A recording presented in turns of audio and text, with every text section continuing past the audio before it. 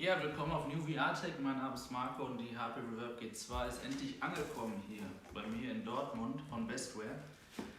Ich habe am 5.7. bestellt und ja, ich hoffe, hier ist alles in Ordnung mit dem Gerät. Unser erstes Video war ja ein bisschen kritikreich, aber gut, wenn das Gerät nicht funktioniert, dann muss man auch mal drüber reden.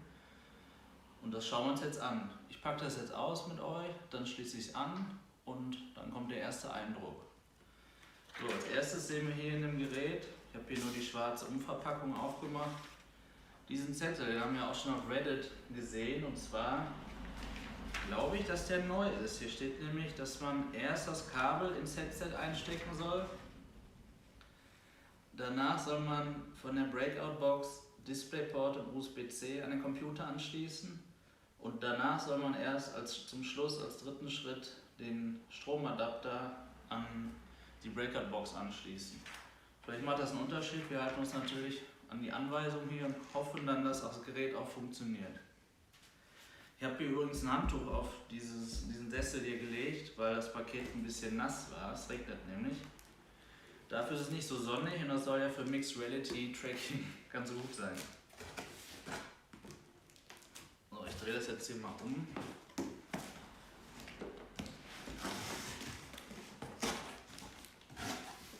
Hier nämlich auch schon ein bisschen dreckig das Handtuch, war also eine gute Idee. Ja, mir ist nichts weiter drin. Und hier ist die HP Reverb G2. Ich habe die jetzt seit ungefähr einer Dreiviertelstunde hier. Ich habe sie ein bisschen aufwärmen lassen und natürlich den Stream ein bisschen vorbereitet, damit gleich das Gerät nicht so kalt ist und die Linsen beschlagen oder sonst irgendwie was dadurch nicht funktionieren könnte.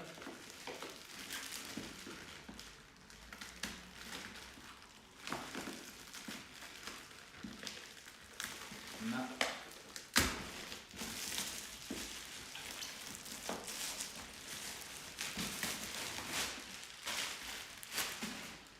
So, ja, sieht gut aus.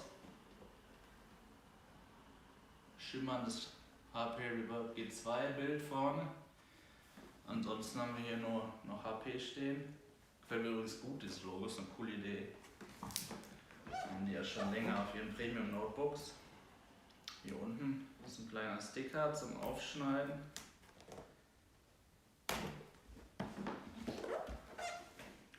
Und dann sollte hier die Brille sein.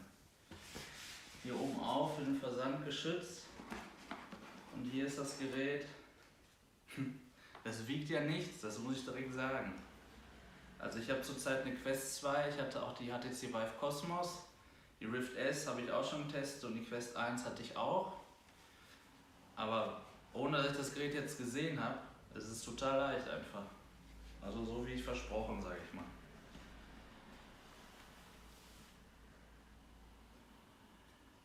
Hier ist es. Endlich, nach 5 Monaten Wartezeit, ist es hier. Ja, es fühlt sich wirklich total leicht an. Ich setze mich jetzt hier mal. Fühlt sich leicht an. Fühlt sich gut an. Also dieses Foam hier, dieser Schaumstoff, fühlt sich gut an. Ich finde aber jetzt nicht unbedingt besser als von der Quest 2 oder sonstiges. Fühlt sich einfach gut an. Kann ich jetzt nicht sagen, dass das irgendwie super teuer oder so ist. Zumindest jetzt nur vom Anfassen. Ja, hier ist der Nose Gasket, damit kein Licht in die Brille kommt. Ich versuche mal ein bisschen näher ranzukommen. So, übrigens hallo im Chat. Spannend sagt der Lost in VR. Jawohl, so ist es.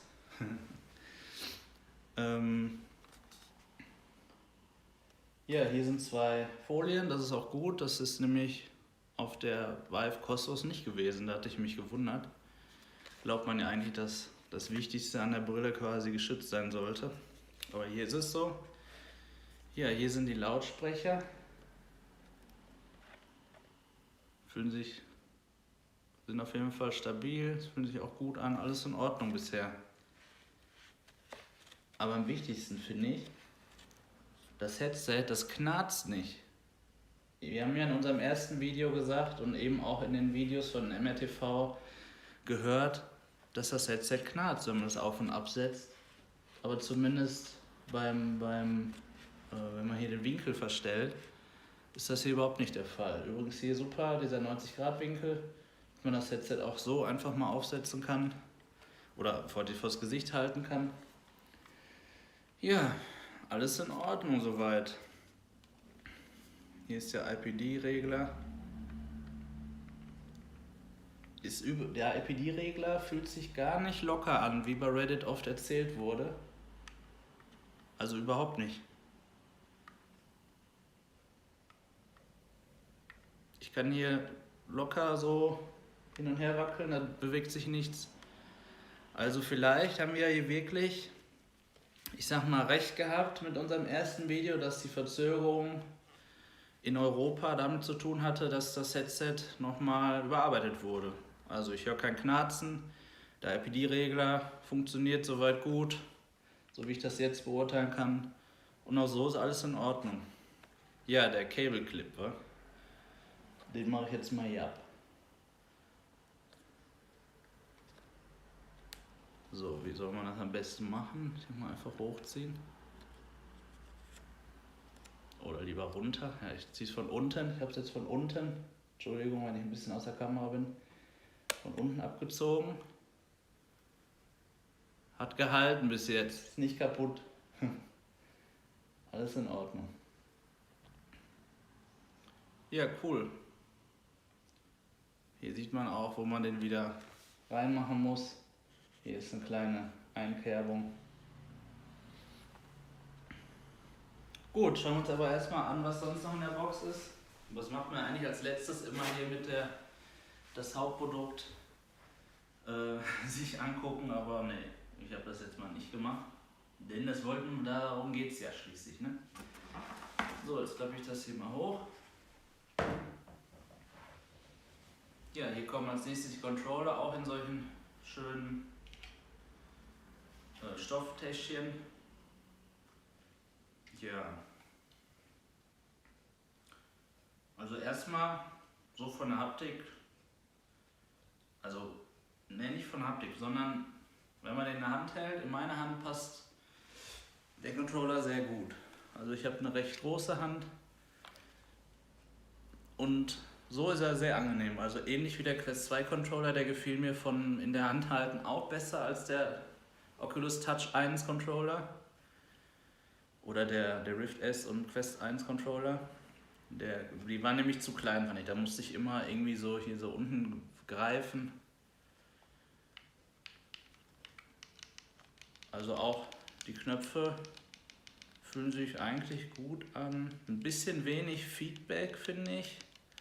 Aber das müsste ich jetzt nochmal mit den Quest Controllern vergleichen. Ist jetzt erstmal nichts, dass ich denke, was ist das für eine Scheiße irgendwie. Ja? Stick lässt sich reindrücken, drehen. Die beiden Tasten sind auch okay. Ja, hier ist die eine Taste davon ist ein bisschen gewölbt, damit man die unterscheiden kann. Die Windows-Taste und hier ist die Optionstaste. Ja, und hier ist der Grip-Button. Ich ziehe mal die Schutzfolie hiervon ab.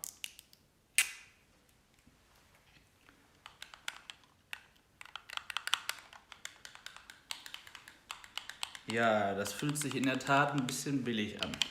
Also so wie es sich anhört. Da hat ja auch jemand bei Reddit schon den Controller gemoddet.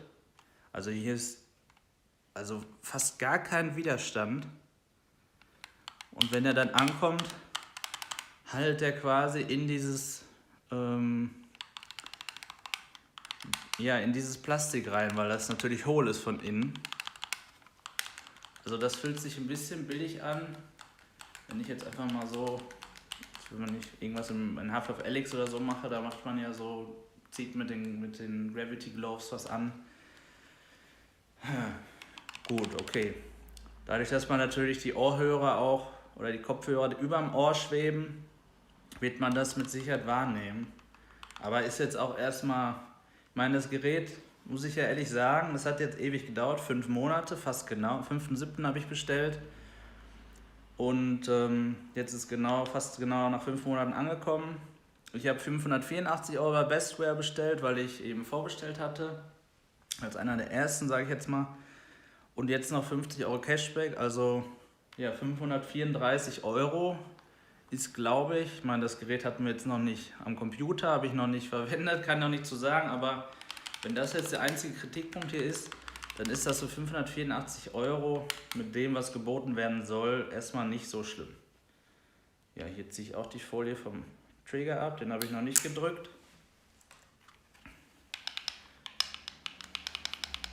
Ja, der ist sehr clicky, sage ich mal. Der hat einen anderen Widerstand als der Grip-Button. Der ist total leicht, der Grip-Button, und der Trigger ist ein bisschen schwieriger. Also ich hätte den Widerstand auch gerne im Grip-Button. Hier seht ihr den Trigger. Aber gut, aber fühlt sich erstmal alles gut an, muss ich sagen. Nichts, kein Problem. Schön. Dann stelle ich das mal beiseite. Den brauchen wir uns jetzt quasi nicht weiter angucken. Den anderen. Da werde ich jetzt die Folien abziehen.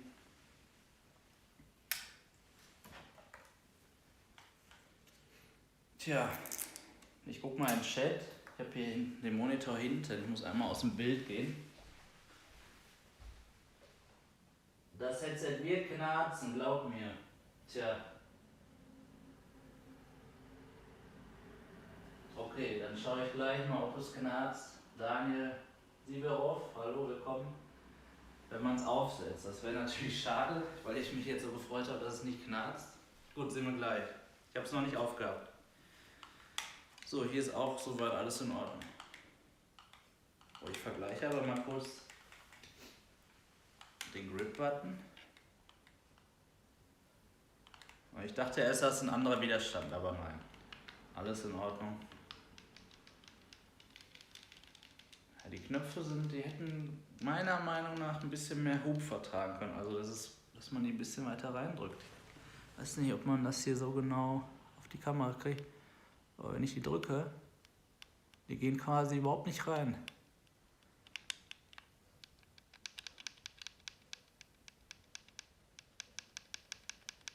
Tja, egal. Gucken wir uns an. Ansonsten Verarbeitung ist gut. Kann erstmal keine besonders großen Spaltmaße erkennen oder sowas. Alles okay. So, was haben wir denn hier noch? Gucken wir uns erstmal an, was die uns hier sagen wollen. Ne? HP, Warranty. Ja, ich hoffe, die brauchen wir nicht. Ich hoffe, die brauchen wir nicht. Was ist das hier für eine eigenartige Verpackung? Muss man wieder normal immer irgendwo öffnen können. Da sehe ich was. So.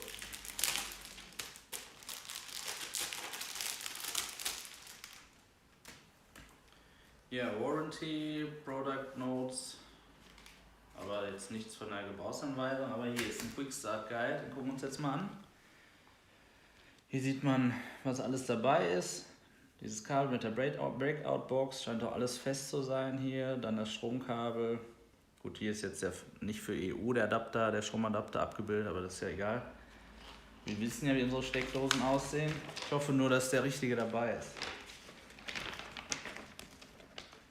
Hier.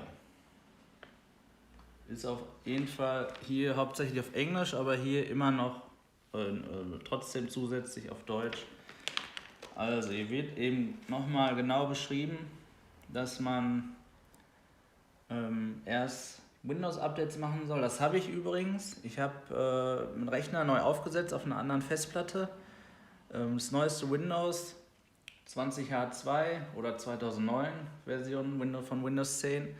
Alle Microsoft Store Updates installiert. Gerade kamen auch nochmal welche, auch von dem G2 Windows Store App, von der Windows Store App. Und alle Windows Updates. Also das ist alles up to date.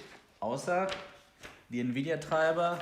Da habe ich die Version 445.87 aus April. Gucken wir, ob es Probleme gibt, aber es soll ja mehr Probleme mit der aktuellsten Version 4.57.5.1 geben, nämlich mit diesen Frame Drops, die ich auch auf der Quest 2 hatte, mit Link oder Virtual Desktop.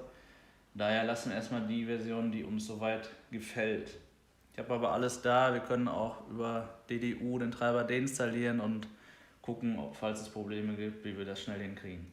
Wir schließen hier gleich zusammen an. Ja, installieren Sie die verfügbaren Updates, wählen Sie Start, dann das Mixed Reality Portal, folgen Sie den Anleitungen. Der Computer muss DisplayPort 1.3 unterstützen. Ja. Dann wird hier gesagt, man soll das IPD einstellen. Jo, alles in Ordnung. So, hier sieht man soll das Gasket abziehen, dann das Kabel reinstecken, dann hinten mit dem Clip festmachen, das haben wir ja schon abgenommen. Dann DisplayPort und USB-C. Ja, dann soll man die Kopfhörer runter machen. Was steht da? Okay, ich lese das mal auf Deutsch. Hier steht irgendwie,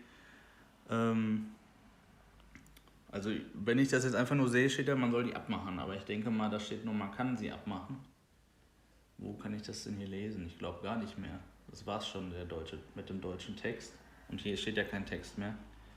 Ich denke mal, das ist optional, weil das eben auch nicht zum Punkt 5 hier gehört, sondern hier so eingeklammert ist. Auf jeden Fall Stromanschluss zum Schluss, haben wir ja gesehen. Jo.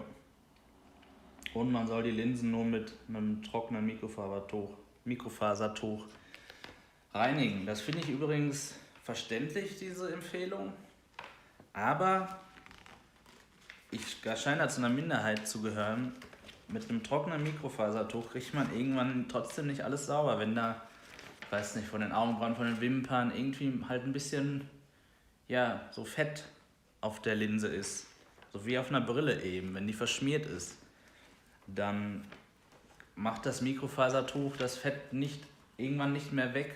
Man muss ein bisschen mit was Feuchten, mit dem richtigen Reiniger, weiß ich nicht, mit Wasser muss man da ein bisschen das sauber machen. Also es gibt ja Leute, die haben nach 5 Jahren ihre Brille noch nicht einmal unter Wasser sauber gemacht. Und dann gucke ich die an und ich kann selber deren Augen nicht sehen, so dreckig ist die. Also da bin ich sehr empfindlich. Aber gut.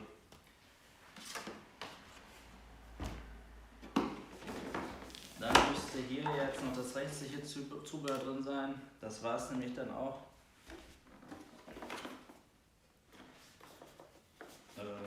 Ich lege dann auch mal den Karton hier weg. Und auch dieses wundervolle weiße Handtuch.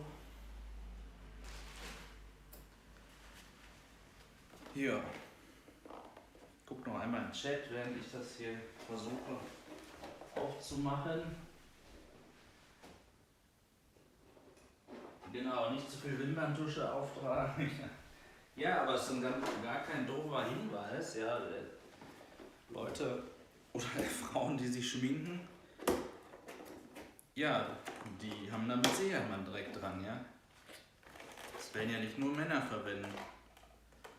Oh ja, so hier sieht es sehr unordentlich aus, kann man das sehen, als ob das einfach reingestopft wurde. Kenne ich eigentlich so nur, wenn ich selber wieder was einpacke und zurückschicke. Man kann hier kein Kabel einzeln rausziehen. Das ist ein bisschen Mist, finde ich. So, ich packe jetzt aber mal alles hier ein. Oder aus, meine ich.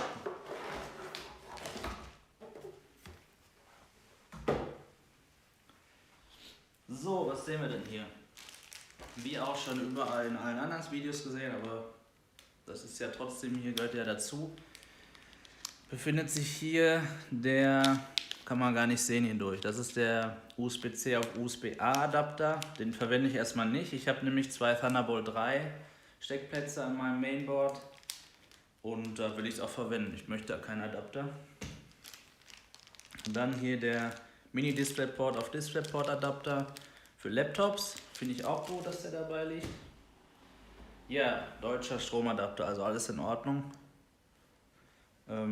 Ja, das ist hier ein klassisches Laptop-Netzteil, da haben die ja unendlich von. Die liefern ja Laptops aus ohne Ende. Jo, alles okay. Und was ist denn hier überhaupt drin? Ach, die Batterien, ne? Jawohl. Müssten 4 Stück sein, genau. Auch die gleichen, die wir schon in anderen Videos gesehen haben. Sehr kühl noch. Jo. Packen wir dann direkt mal aus, dann wärmen die sich ein bisschen auf. Ja, und hier ist das Hauptkabel. Nämlich, ich glaube Oculink nennen sie den. Entschuldigung, wenn ich hier ein bisschen aus der Kamera immer bin. Ja, das kommt ins Headset. So wird das ins Headset kommen.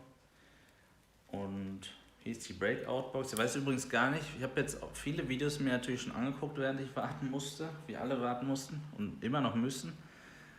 Ich habe nie gesehen, dass jemand dieses abmacht hier, diese Folie. Also das ist das Erste, was ich mache.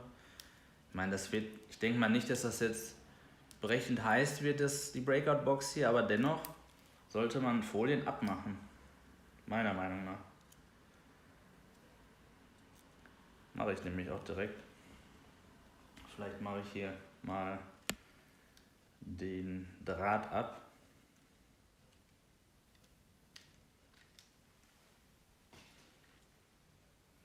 Jo.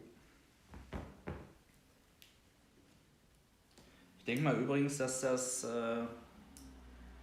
alles ein bisschen in den Karton gerade reingestopft war oder so aussah, weil das dann der Teil ist, der sich immer ändert. Ja? Also das ist jetzt die Batch mit den deutschen oder europäischen Adaptern und dann wird das eben reingestopft, zugemacht und reingelegt. Und der Rest ist so ein bisschen halt immer gleich dann. Ne? Mann, ist aber hier stramm dran.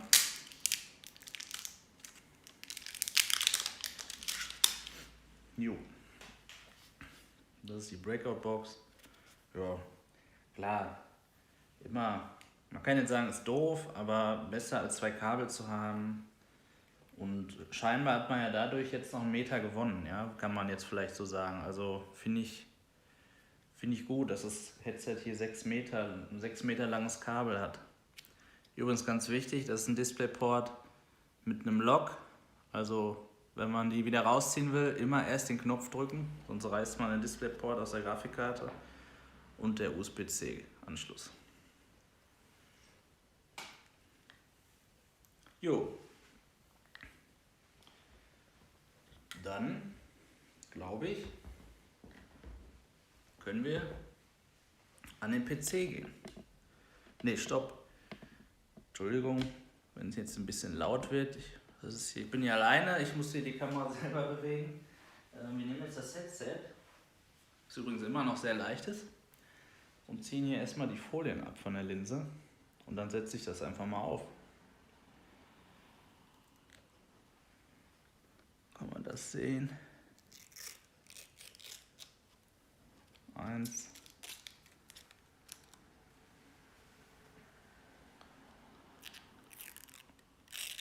Und 2. Jo. Ich glaube, das mache ich jetzt auch. Ich mache jetzt hier natürlich auf die niedrigste Stufe eingestellt. Ich bräuchte, glaube ich, habe auch einen relativ großen Kopf. Eine größere auf jeden Fall. Oh ja, die Magneten sind wirklich sehr stramm.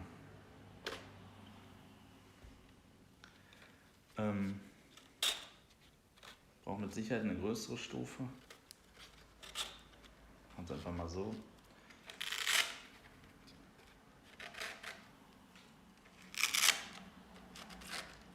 So. Wahrscheinlich jetzt trotzdem viel zu groß. Aber von groß nach klein. Anders kann man das Headset nicht einstellen. Jetzt mache ich das wieder rein. Gucken, wie leicht das arretiert. Ja, sehr leicht. Also leichter als bei Quest und so weiter. Ja, man sieht schon, man hat wirklich, man wird schon relativ weit, man ist schon weit von den Linsen. Also wenn hier das Gesicht endet, kann je nach Kopf, oh Entschuldigung, hier sieht man das, kann je nach Kopfform man schon ziemlich weit von den Linsen weg sein. Und dann ist das FOV natürlich auch nicht so groß. Aber gut, das können wir dann auch messen. Das messen wir dann im Stream heute Abend, 17 Uhr. Mache ich dann noch einen zusammen mit Luca. der das dann auch das erste Mal ausprobiert. Okay, jetzt setze ich das mal auf. Ich gucke mal vorher noch in den Chat.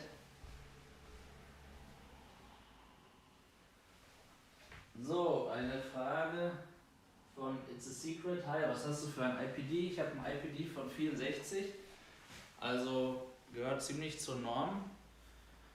Ja, mal sehen, wie das mir nützt oder eben nicht nützt. Also bei der Quest 2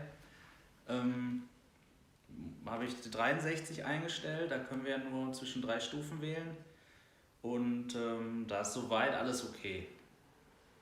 Aber natürlich hat man da wie bei jeder anderen VR-Brille keine Edge-to-Edge-Clarity in dem Sinne. Also man muss seinen Kopf bewegen, ne? Man kann nicht nur den Augapfel bewegen.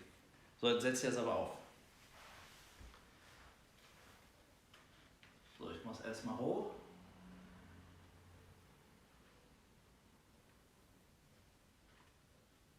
Also wenn ich das hier vorhalte, muss ich zugeben, dass das erstmal nicht so bequem ist. Warum? Ja, kann ich euch sagen. Dadurch, dass ich einen, wie gesagt, relativ großen Kopf habe, müsste es bei mir hier noch ein bisschen breiter sein. Also da dürfte ja, der Winkel hier einfach anders sein, dass das Face Gasket hier breiter ist. Also ähnlich wie man für andere Brillen andere Cover kaufen kann, hoffe ich, dass es dann hierfür auch möglich ist, jetzt vom ersten Eindruck, weil mir das hier auf die Schläfe drückt. Ich weiß jetzt nicht, das wird mich vielleicht nicht stören auf Dauer, vielleicht gewöhnt man sich dran und vielleicht drückt sich das ja so ein bisschen ein, aber so viel Hub ist ja hier auch nicht in dem Gasket. Aber so erstmal bin ich wirklich überrascht. Hier kommt null Licht rein bei mir, jedenfalls mit meinem Gesicht und meiner Nase. Es ist stockduster. Das haben wir bei der Quest gar nicht. Das nutzen wir aber manchmal auch als Vorteil. Man kann irgendwie, weiß ich nicht, auf seine Uhr gucken oder aufs Handy mal eben oder halt irgendwo anders, was man gerade an der Tastatur und mal gucken, ob das so ein bisschen immersiver ist, wenn es dunkel ist. Ich denke ja. Ja, okay, jetzt mache ich es aber mal, jetzt klappe ich es mal runter. Oh ja, das ist so richtig viel, muss ich es gar nicht mehr kleiner machen jetzt. Also ihr seht, ich habe zwar vielleicht eine IPD-Norm, aber keine Kopfnorm, glaube ich. Ja, wie mache ich es jetzt am besten? Also es hält jetzt schon so, natürlich nicht stabil. Und jetzt ziehe ich hier an den Klettverschlüssen und versuche hier, ich klappe jetzt auch mal, ach ne, ich wollte die Kopfhörer runterklappen, aber die stören da trotzdem. Ich wollte jetzt hier mit meinen 2 Fingern so ein bisschen abmessen, ob es jetzt gleichmäßig eingestellt ist. Hier ziehe ich es noch ein bisschen strammer. Übrigens, ich höre immer noch kein Knarzen. Also wirklich nicht. Die scheinen was geändert zu haben. Ich höre kein Knarzen. Ist so. Überhaupt nicht. Vielleicht, oder ich hoffe nicht, aber vielleicht kommt das ja noch. Ja, und jetzt ziehe ich es hier oben fest. Also dadurch, dass das vorne für mich ein bisschen eng ist es für mich jetzt nicht der Inbegriff von, das ist das bequemste Headset der Welt, aber es ist super leicht. Ich sehe übrigens die ganze Zeit gar nichts. Es ist super leicht und es ist auch bequem. Es wackelt auch, ja klar wackelt das ein bisschen, da braucht jetzt keiner irgendwie denken, das wackelt nicht. Aber das ist jetzt nichts, was stört, es ist bequem. Ich weiß gar nicht, ob ich es jetzt hier richtig weit nach hinten habe, wie es muss. Das werde ich gleich ein bisschen testen. Ich kann es hier noch ein bisschen weitermachen. Ich glaube, so wäre es, oder? Noch besser. Ja, da bräuchte man am besten jemanden, der sich das anguckt und direkt arretiert. Weil wir haben ja auch bei Reddit gelesen, das soll auch viel mit dem Sweet Spot, das soll auch viel zum Sweet Spot beitragen. Ja, und hier auf jeden Fall sind die Ohrhörer hier direkt über meinen Ohrmuscheln und ja, die sind eigentlich können direkt in den Hörkanal strahlen. Das ist erstmal gut. Und man kann, ich kann ihn auch noch runter machen. Das heißt, ich kann es noch ein bisschen perfekter einstellen.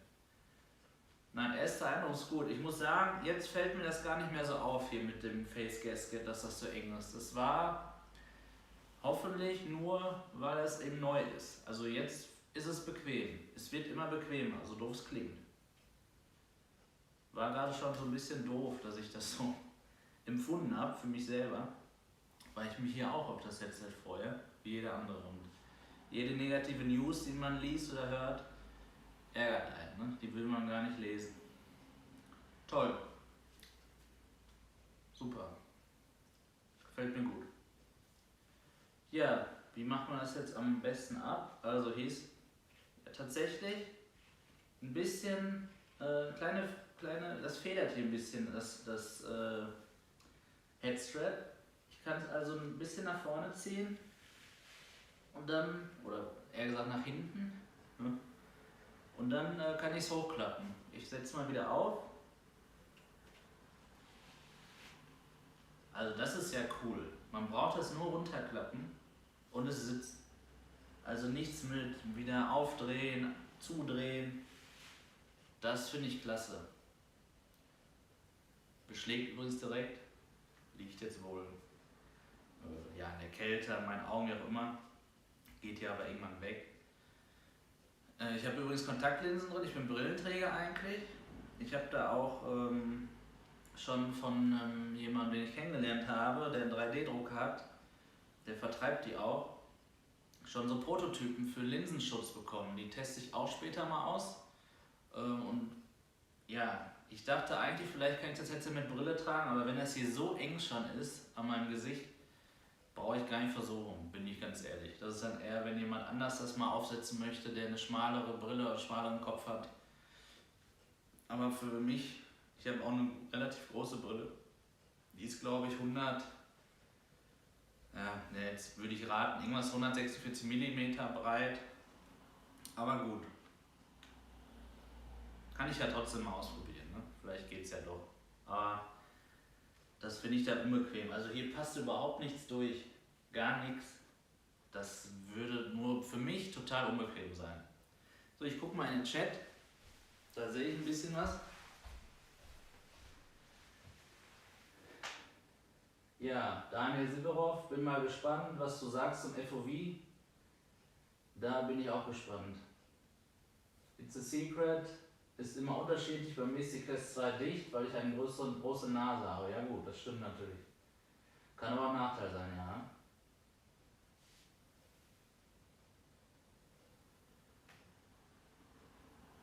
White Violet, seine ist hängen geblieben leider. Von HP Deutschland sollte sie auch kommen. Nur das tut mir leid. DPD, ja. Ich will jetzt nicht kein Rant hier über DPD machen, aber ich habe, muss ich sagen, nie eine gute Erfahrung mit DPD gemacht.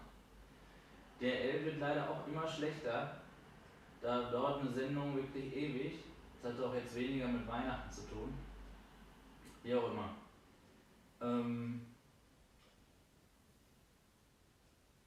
Ja, das Gesichtspolster abnehmen und wieder dran. Okay, soll von den Plastikführern kommen, das Granatzen. Mach das hier.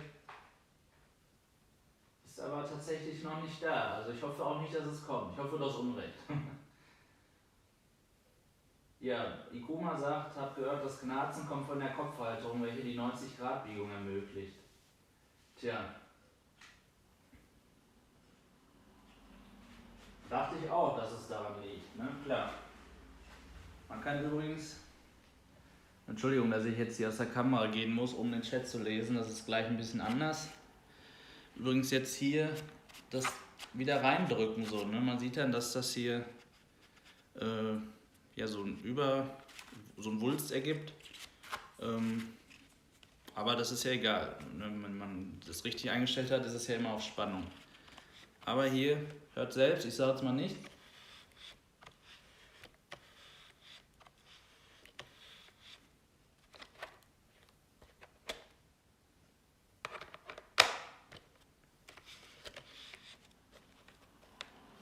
Kein Knarzen.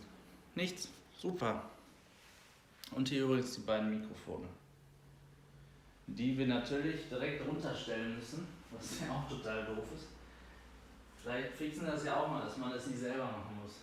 Schicke Haare, ja, vielen Dank Daniel, bestimmt ein bisschen durcheinander jetzt. Pancake, hab den Anfang verpasst, wie ist es bisher? Bisher ist es super. Bisher alles top. Ja, Daniel, du hast das Gerät schon. Das ist gut. Und Johannes, da hängt das Gerät leider auch bei DPD. Ja, tut mir leid, ich hoffe es kommt bald. Aber ja, Weihnachten macht es jetzt nicht besser. Da hätten wir im September mit Sicherheit ein bisschen bessere Chancen gehabt. Okay, dann würde ich sagen, jetzt gehen wir mal hier zum PC. Achtung, ich drehe mal die Kamera. Ich hoffe, das wird nicht zu laut. Bin hier in meinem Wohnzimmer, bin ein bisschen mein Fernseher, mein Laptop da stehen für den Chat und noch einen zweiten Monitor hingestellt, damit ich OBS sehe.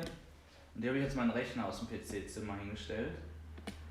Ja, wie gesagt, das ist oder wie in der Beschreibung zu lesen, eher gesagt, oder auch schon in anderen Videos von uns zu sehen. Das ist ein Rechner, den habe ich vor circa einem Jahr selbst zusammengebaut. Ist ein i9 9900 KS verbaut, der ist übertaktet auf 5 GHz auf allen 8 Kernen. Also dauerhaft, der hat ja standardmäßig auch den Boost auf 5 GHz und eine RTX 2080 Ti ist dort verbaut von Gigabyte Aorus. Die habe ich jetzt gerade nicht übertaktet, weil ich, wie gesagt, ein nacktes Windows drauf habe. Also kein MSI Afterburner, sondern die läuft Stock, aber schon, glaube ich, mit 1950 MHz taktet die selber. Also schon trotzdem ziemlich hoch. Aber wir wollen ja auch keine Probleme haben, vielleicht durch eine zu hohe Übertaktung, also ist auch alles in Ordnung. RGB leuchtet alles, aber alles aus. RGB-Software, habe ich auch gelesen, soll auch Probleme machen. Deswegen testen wir es heute wirklich mal nackt. Ja, The Varlox, hallo, ich grüße dich. Okay, dann schließen wir das jetzt mal an. Ich nehme mal hier die Kappen von den Kabeln ab, die Schutzkappen.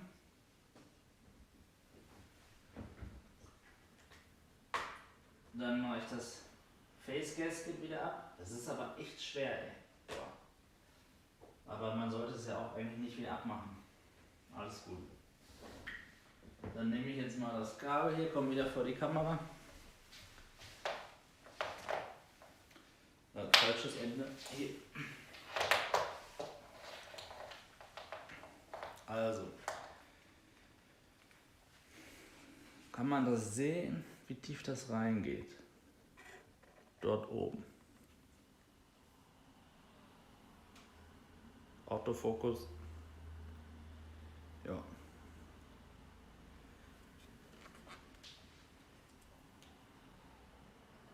Ich muss einmal, sehe ich gerade, entschuldigt, kurz mal eine Powerbank holen für das Handy, was gerade aufnimmt.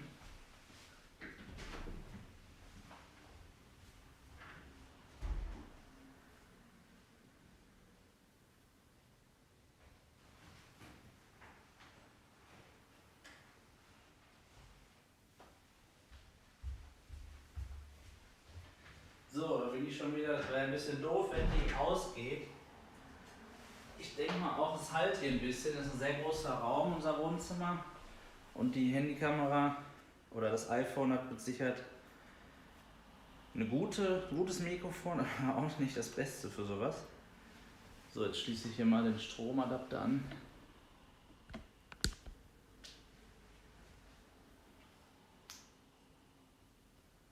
Und hoffe, dass es lädt.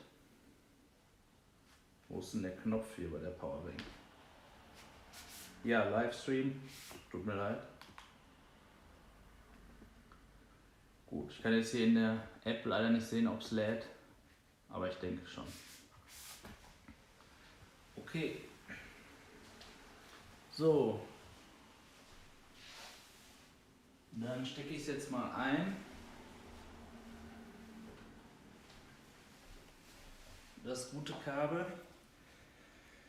Und zwar muss das nach links rausgeführt werden. Ja, und jetzt ist schon die Frage, die auch auf Reddit schon rumging, mache ich es so, dass das Kabel hier über dem Face über dem Headstrap ist oder da drunter. Ich würde es da drüber machen, ehrlich gesagt. Oder? Ja, ich mache es da drüber. Das heißt so.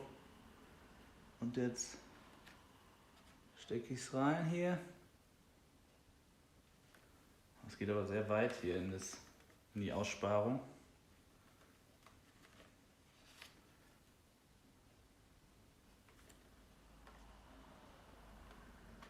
Ja, es ist noch nicht drin. Also ich kann das ja nochmal, muss, glaube ich, hier bis zu diesem Punkt. Kann man den sehen? Ja, bis zu diesem Punkt muss es rein.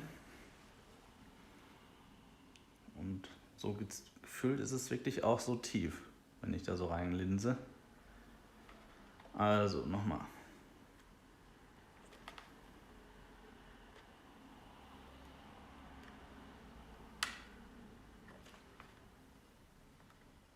Ne, immer noch nicht. Also da habe ich gerade ein bisschen Schwierigkeiten. Jetzt, das hat richtig ein Feedback gegeben. Es steckt richtig drin. Es ist jetzt auch genau bündig mit diesem Punkt. Kann man das sehen? Ja. Schwierig war. Ja, aber vielleicht konntet ihr es sehen. Ich kann es auf jeden Fall euch sagen. Und es ist wirklich drin. Also es ist jetzt nicht so, dass es wieder rauskommt. Es hat wirklich ein Feedback gegeben. Es hat geklickt. Alles gut, denke ich.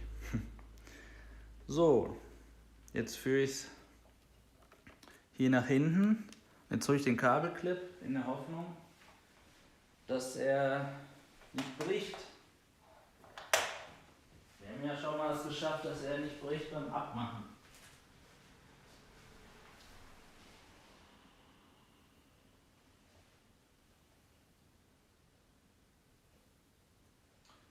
Genau, hallo Gecko Strangleyard, Johannes, genau. Bestware liefert mit GLS, auch wenn DPD im Konto steht.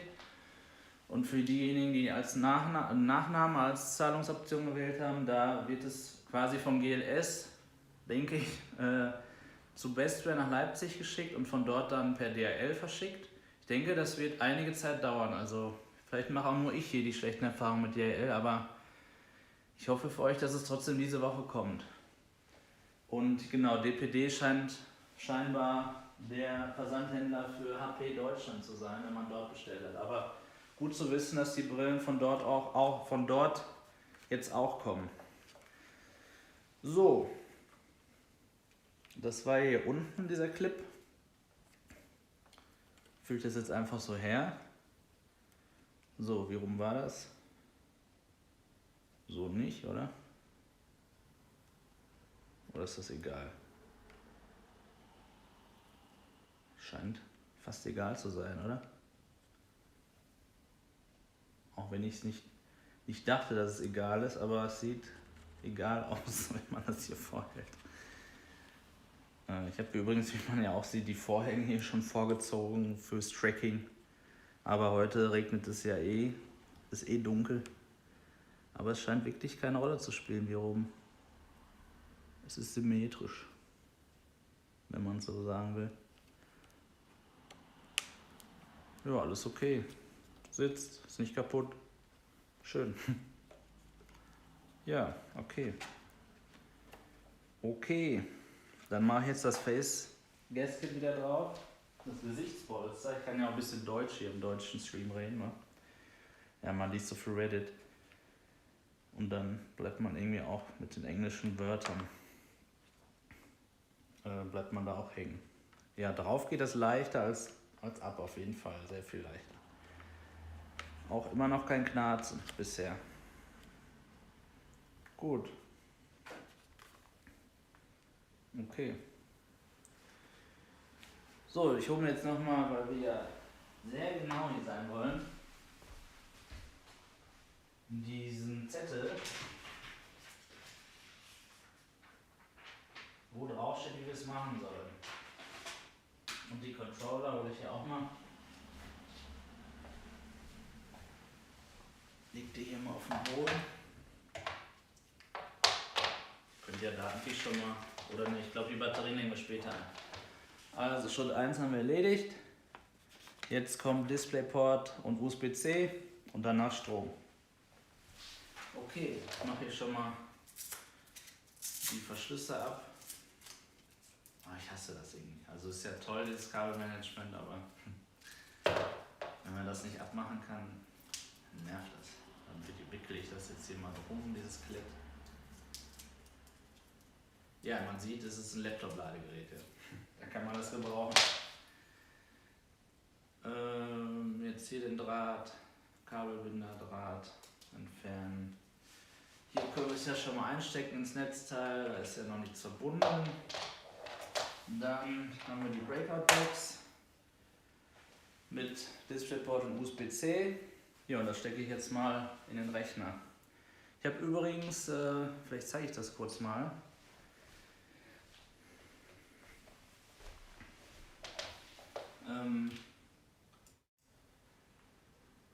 Mir hier gerade anguckt, wie ich es denn am besten verkabeln sollte. Und zwar ist das hier meine Grafikkarte. Und ich habe gerade, also normalerweise habe ich habe ein Triple Monitor Setup, also 3 Monitore G-Sync per DisplayPort angeschlossen. Und dann könnte ich eben noch mit dem USB-C auf DisplayPort Adapter einen 4. anschließen, also die Brille. Jetzt hier im Wohnzimmer habe ich aber natürlich beim Fernseher HDMI und der andere Monitor, da hatte ich auch ein HDMI-Kabel gerade liegen, der ist kein DisplayPort, also 2 HDMI. So, und sobald man 2 HDMI anschließt, ändert sich hier ja, also man kann nicht alle 7 Outputs gleichzeitig verwenden. Ne? So, und ich habe jetzt, das hier ist unten, hier sieht man das, das hier ist unten, das ist oben. So, und wir sind jetzt vom HDMI-Mode quasi, ich habe 2 HDMI drin. Und jetzt müsste ich den DisplayPort eben auch ganz unten verwenden, so wie ich das verstehe. Ich weiß nicht, ob das erst gilt, wenn man 3 hat, aber wir können ja trotzdem einen unteren nehmen, sollte dann auf jeden Fall funktionieren. Das machen wir mal.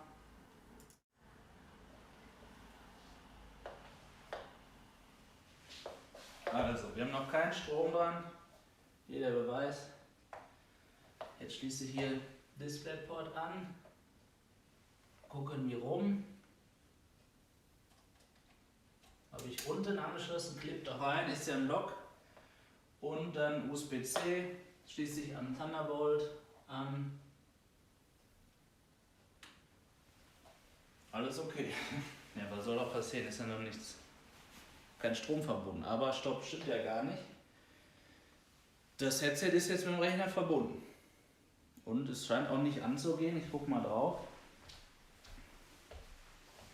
Viele haben ja, also gestern habe ich noch ein Review gesehen von Cass und Sherry oder so ähnlich. Ich weiß nicht, wie man die genau ausspricht. Auf jeden Fall sagte sie, man kann den Stromadapter optional benutzen. Und diese Info, die ist ja schon uralt. Das kann man ja kann man ja nicht. Es ging ja nur beim Vorserienmodell. Und daher ist auch hier, wie man sieht, ich habe jetzt USB-C und DisplayPort angeschlossen. Das Headset ist verbunden mit dem Computer und die Brille ist nicht an. Ich hoffe nicht, dass die Brille nur nicht angeht, weil sie kaputt ist. Toi, toi, toi. Nein, nein. Gut.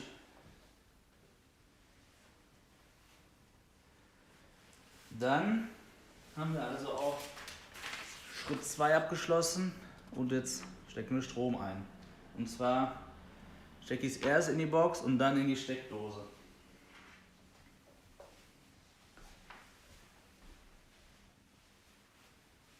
TVA hängt bei mir auch GLS. Ja, sollte aber kommen heute, oder? Okay, so. Jetzt stecke ich das hier an der Seite ein.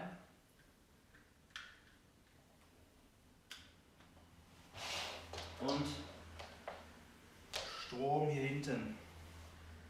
So, alles lang genug.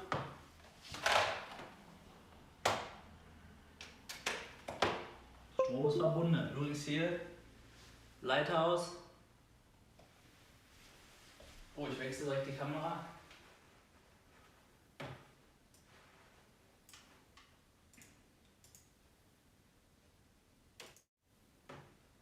Dort haben wir gerade nämlich die Meldung gesehen, Gerät wird eingerichtet.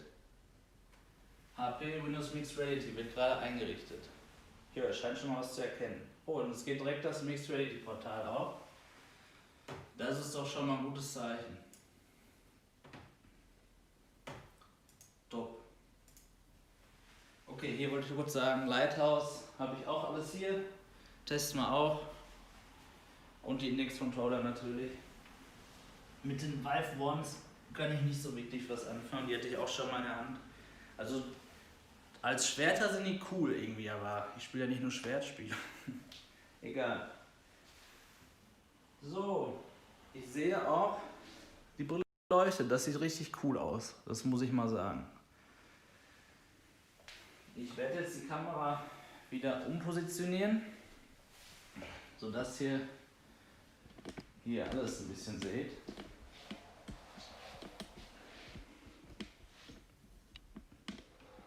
Schon ist es hier wieder unordentlich.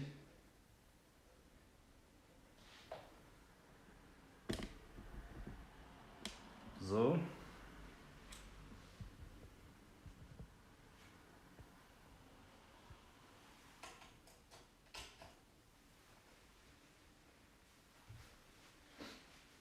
Jetzt mache ich die noch ein bisschen höher.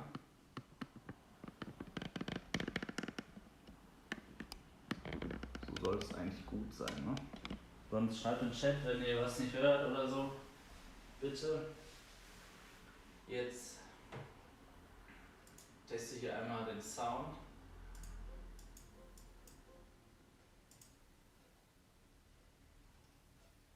Ah, das ist schon der Sound von der Brille, ist ja witzig. Dann ändere ich doch hier mal den Input in OBS, dass ihr das auch dann direkt hört.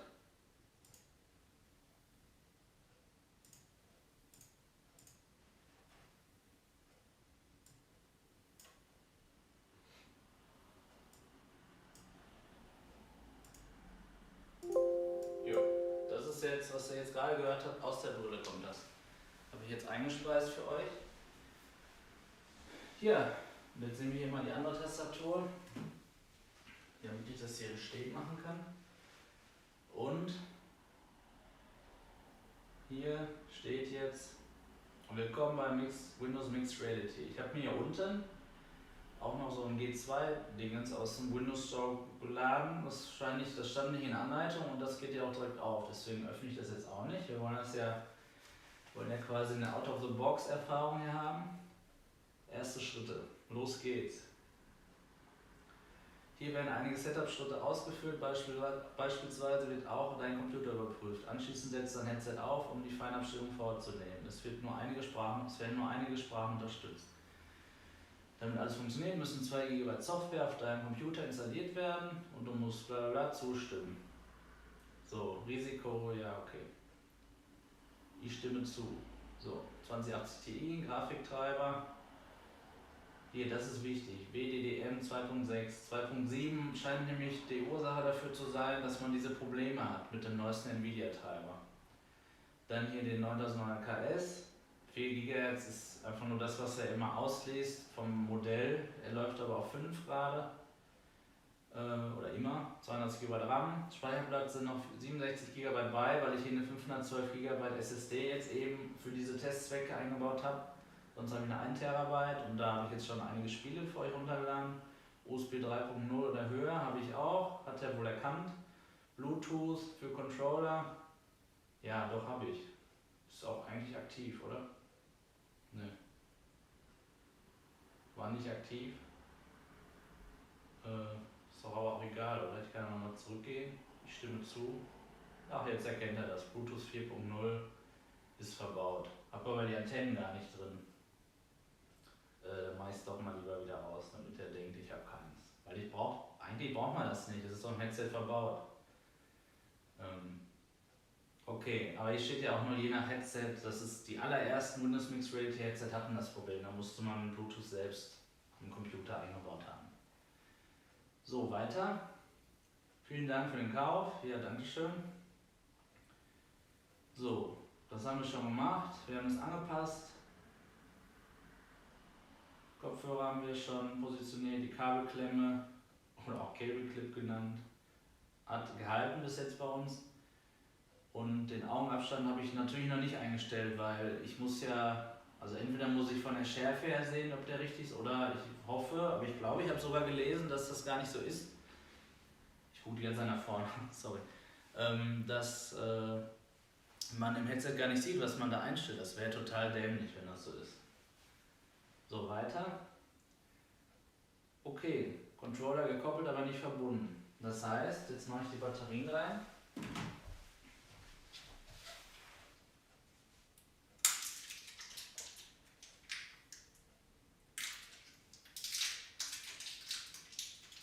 Ich tue das hier mal zum anderen Müll. Plastik.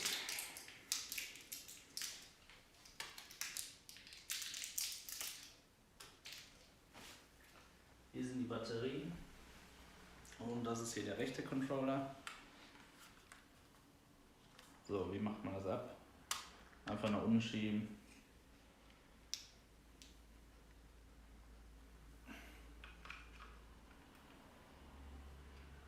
Ups. Ja, jetzt habt ihr live gesehen, wie es ist, wenn man alle Batterien in der Hand hält und die einlegen will. Also nicht zu empfehlen. So, eingelegt. Controller 1.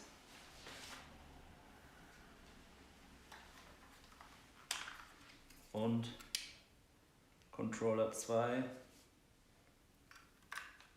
Na.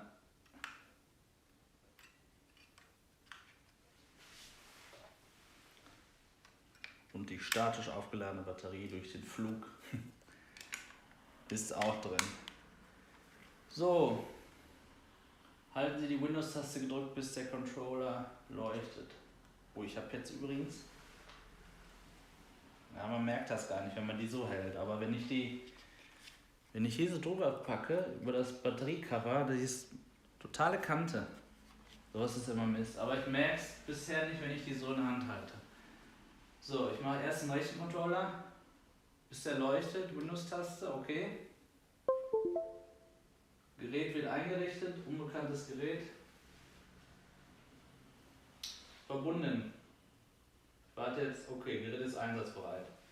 Motion Controller ist eingerichtet. Boah, das ist ja so hell, das kommt im Video gar nicht rüber. Das blendet mich total, diese LEDs. Also, da kann ich nicht reingucken. Das ist so hell. Also, jetzt weiß ich, warum die Leute Tannenbaum gesagt haben. Das ist ja heller als ein Tannenbaum. Jetzt der linke Controller. Erst ist es dunkel. Ich denke mal, sobald er verbunden ist, wird er richtig hell. Verbunden, sagt er. Control Center, sagt noch, wird eingerichtet. Und jetzt ist es auch so hell. Boah. Also das ist wirklich sehr hell. Ich habe es schon gesagt, ne? Ich weiß. Kam die Zeitmeldung auch schon. Nur um sicher zu gehen, ich richte jetzt auch mal wieder hier hinten hin. Ich kann es übrigens gar nicht fassen, ich habe die G2 in der Hand. Wow.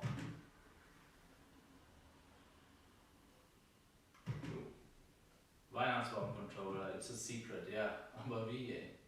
Aber wie? Passt ja, deswegen kam die erst im Dezember.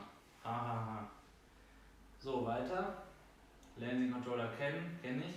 Mir 4 Millionen Videos angeguckt, weil ich warten musste so lange. Ausfahrt, das ist keine richtige Übersetzung. Aber hier wird direkt irgendwas installiert. OpenXR für Windows Mixed Reality 360 Viewer, 3D Viewer. Danke Windows. Das finde ich ja toll. OpenXR wird aber wichtig sein, weil das ist ja die Schnittstelle, die neue Standardschnittstelle. OpenVR wird jetzt OpenXR oder ist quasi jetzt der richtige Standard.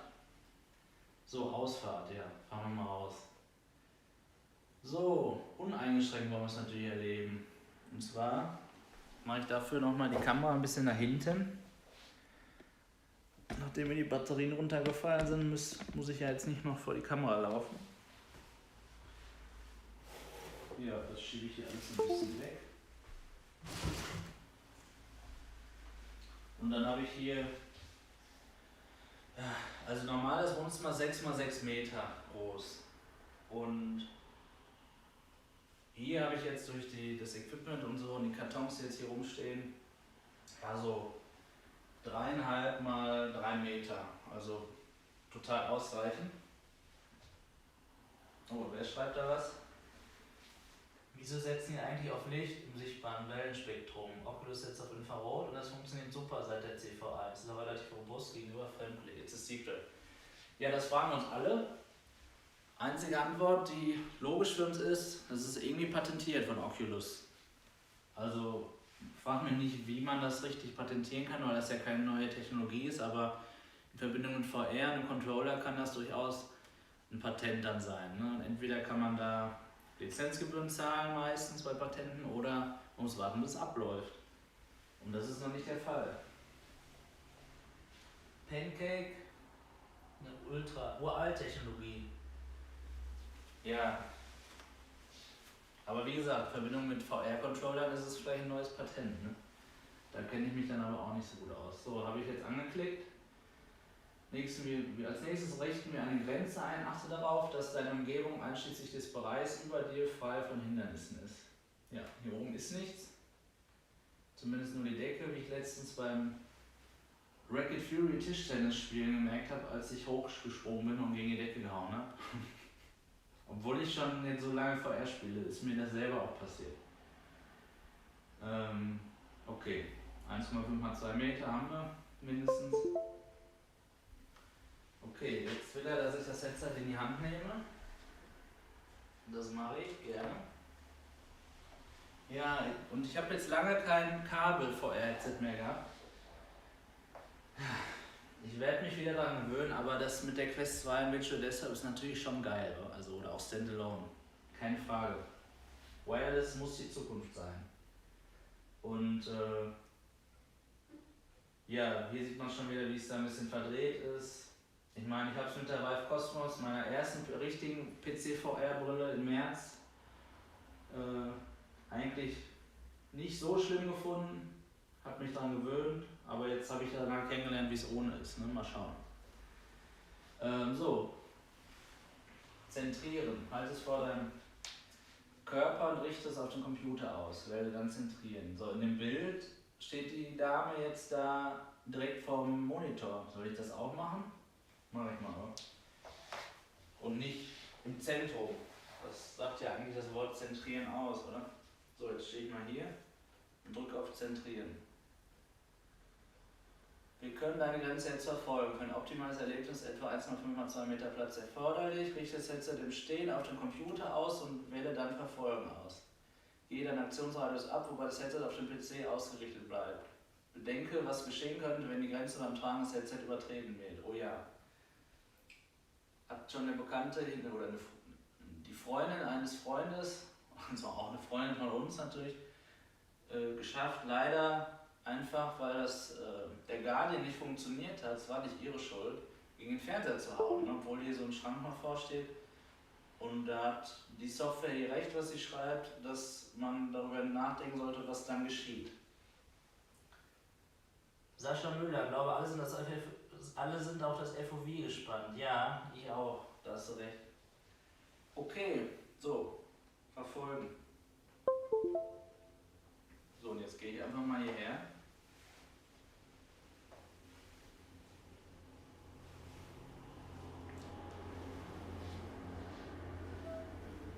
Ich frage mich ja, wie genau der das erkennt, ohne dass die Kamera jetzt guckt, was hinter mir ist und so. Und woher weiß sie dann so richtig?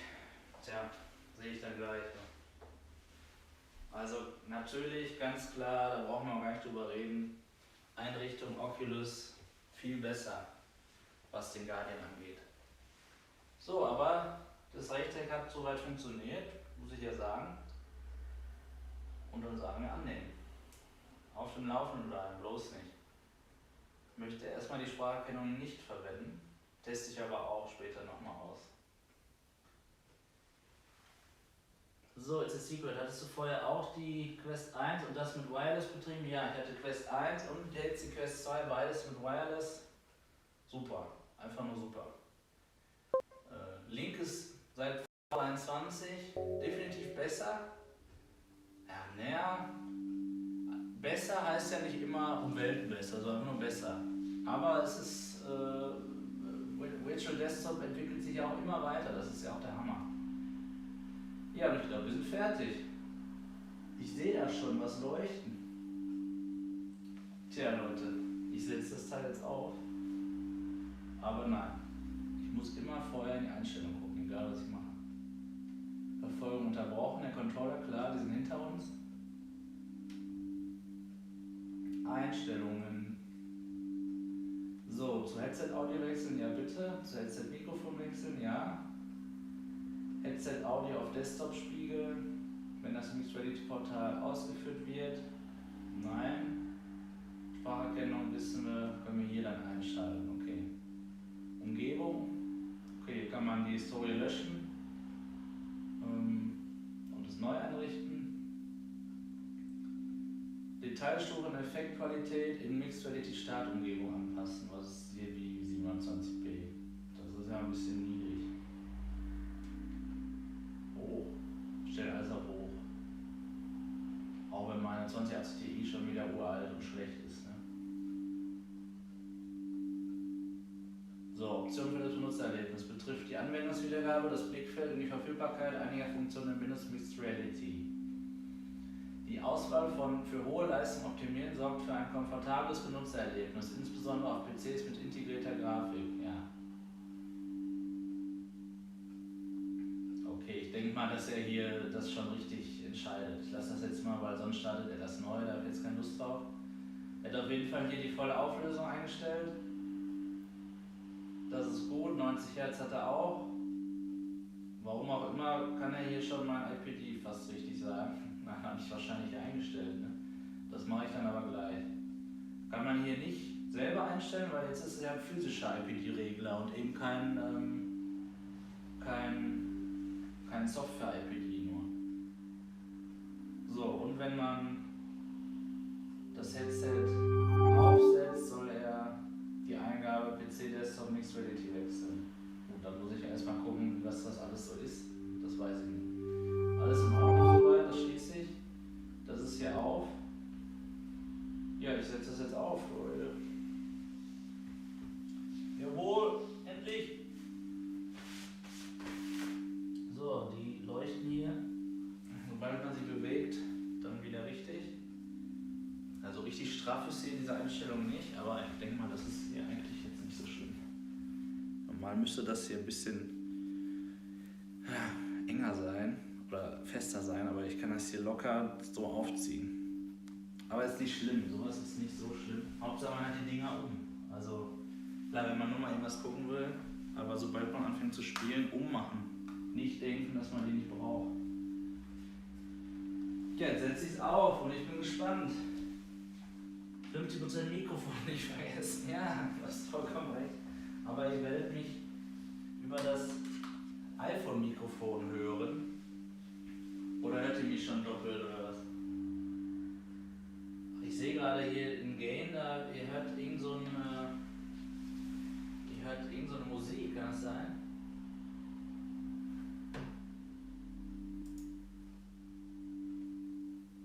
Ja. Jawohl!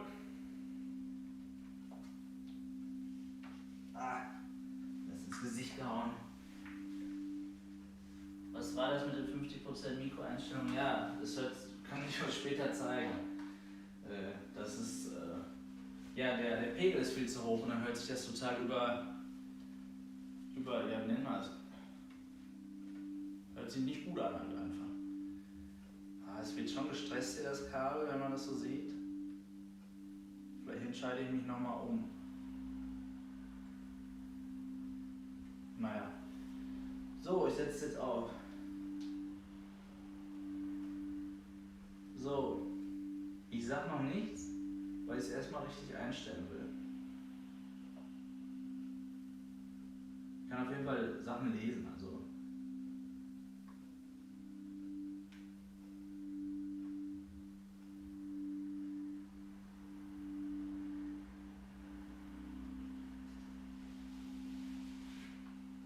Und tatsächlich hört man die Geräusche nur, wenn man das hier jetzt drüber hat. Ja, ich hab's jetzt auf, Leute.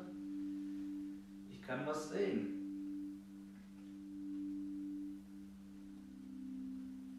Jetzt sollte etwas zu hören sein, sagt er mir übrigens. Wäre das nicht auch schön, wenn ihr das seht? Dann setze ich es nochmal ab. Ich glaube, ich kann auch da dieses Mirroring anmachen, ne? Das ist doch jetzt doof.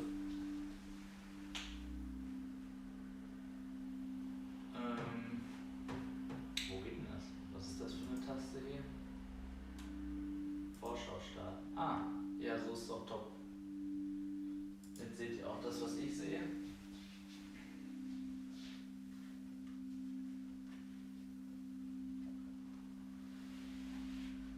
Ja, und man hört echt wieder erst das Geräusch, wenn man hier die Kopfhörer über den Ohren schweben hat.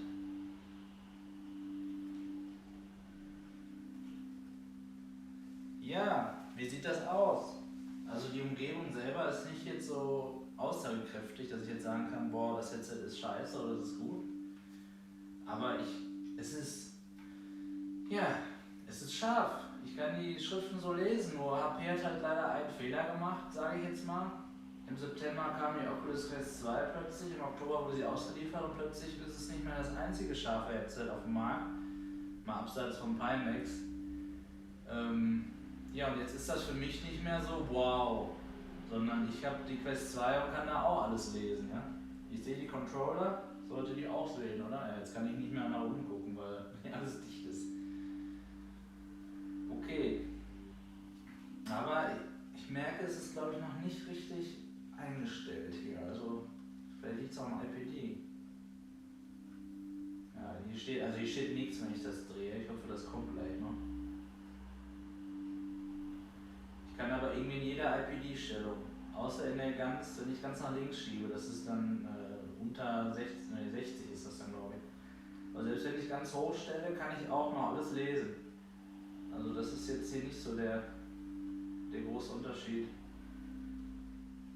Ich habe es jetzt in der Mitte stehen und sollte ja dann so bei 64 sein. Ne? So, er fragt hier, alles in Ordnung, Headset anpassen. Ja, ich wollte jetzt mal nur so zur Seite schielen und Text lesen geht aber nicht, weil der Text folgt. Um so ein bisschen die Edge-to-Edge-Clarity zu beurteilen. Ah, hier ist der Guardian, seht ihr das auch? Weiß ich nicht. Ich kann auch leider euren Chat gerade nicht lesen. Scheint also schon mal da zu sein, der Guardian. Also, jetzt sollte etwas zu hören sein. Jetzt ist mir gerade schon das erste Mal hier der Controller weggeglitscht. Alles gut. Ich will noch nichts sagen, aber ich sage, was ich hier merke. Ne? So, ich kann jetzt den Boden einstellen. Ja, aber wie soll ich den denn einstellen? Hey? Soll ich jetzt aus meiner Erfahrung, aus meinen 28 Jahren wissen, wie mit meiner Größe jetzt der Boden, wie hoch der sein sollte? Ich muss doch die echte Welt dafür sehen. Kann ich doch nicht. Gefühlt würde ich jetzt sagen, der müsste ein bisschen höher sein. Könnte ich hier mit dem Analogstick machen? Ja, aber ist doch Quatsch. Das ist Quatsch. Wie soll ich denn jetzt wissen, wie hoch der Boden sein soll? Müsste ich hier drunter linsen, dann könnte ich das so ein bisschen vergleichen, aber das soll man doch eben nicht. Gucke ich hier so ein bisschen. Keine Ahnung, so vielleicht? Ja, das ist ja schon mal Quatsch. Alles in Ordnung. Um fortzufahren, zeige ein paar Sekunden auf den Edelstein. Ja. Das war gerade, weil der geglitscht ist, deswegen ging das weg. Oh Mann. Wo ist das Cortana? Hallo Cortana. Hallo. Ja, die Brille beschlägt leider gerade ein bisschen. Das ist nicht so cool, deswegen sehe ich gerade nicht scharf.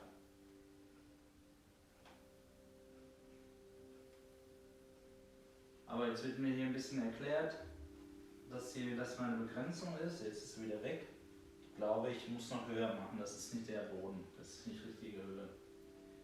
Oh Mann. Ey. Okay, wir stehen in so einem Wald. Sieht doch alles toll aus. Aber ich finde die Texturen sind total niedrig aufgelöst. Also das ist jetzt kein Wow. Ich denke in Half-Life Alyx können wir das so ein bisschen beurteilen, wie das aussieht. Hier noch nicht für mich. Ist jetzt gerade kein Unterschied zur Quest 2, zumindest hier. Aber wie gesagt, die Linsen beschlagen gerade auch. Das ist total doof. Ich glaube, ich muss die gleich direkt mal abwischen. Mikrofasertuch habe ich übrigens nicht gesehen. Da muss ich dann am besten das der Quest 2 benutzen. Haha. Das FOV ist nichts Tolles. Also es ist wie bei der Quest 2, sage ich jetzt erstmal. Und das meine ich weder negativ noch positiv.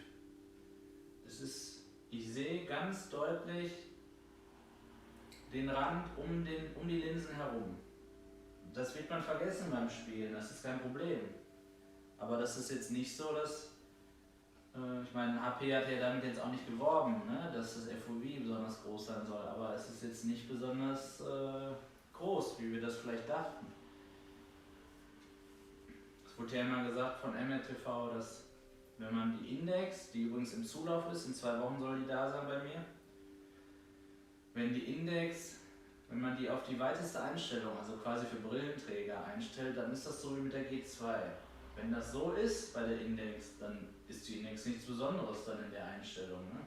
Keine Frage. Aber die Sachen sind natürlich trotzdem scharf. Es ist aber so, jetzt kann ich hier am unteren, also der Fokus ist jetzt hier auf diesem Baumstamm hier, an dieser Stelle, wo der Laser da ist. Und jetzt gucke ich nach unten, hier hin. Und nein, es ist nicht scharf. Aber das sind vielleicht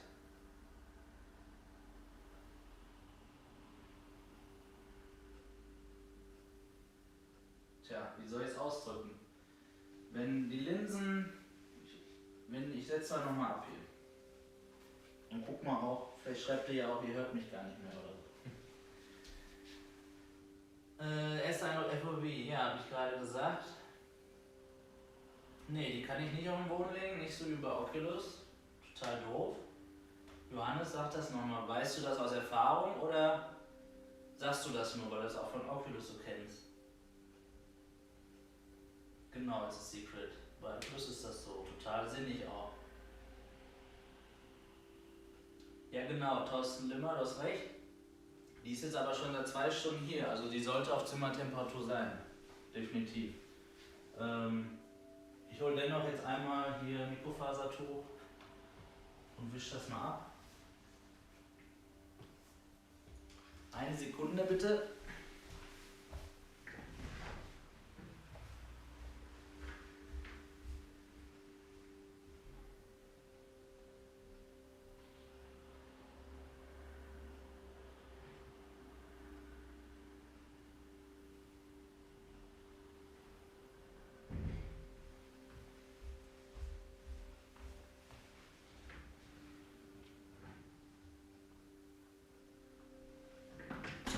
So, da bin ich wieder. Die Schärfe Quest 2 G2.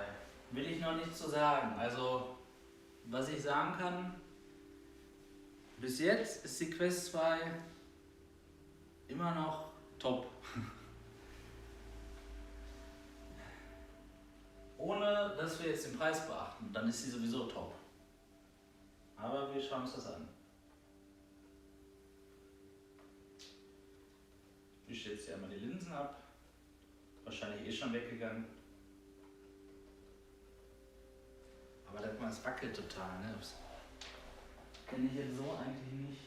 Ach, jetzt ist hier schon das wieder verdreht. Ach, Kabel. Jetzt muss ich mich einmal im Kreis drehen.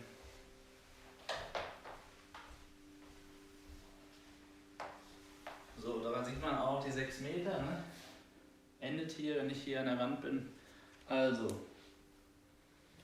wenn ich hier so wackel, dann wackelt das auch. Ist ja egal.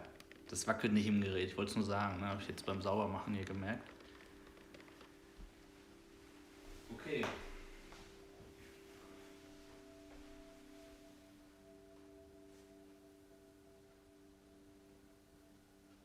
Genau, Pancake. Meinst du jetzt in WMR oder bei Oculus? Ach so, ja, du hast vollkommen recht. Dann sehe ich ja, wo der Controller ist und dann kann ich ja den Boden hoch machen. Ja, hast recht, natürlich. Das war jetzt total doof von mir. Aber da sieht man ja mal erstmal, dass man da nicht drauf kommt, weil da steht, mach das mit deinem Controller hoch und runter. Ne? Gut, dass du das gesagt hast. Ja, Tests habe ich mir besorgt, habe ich da.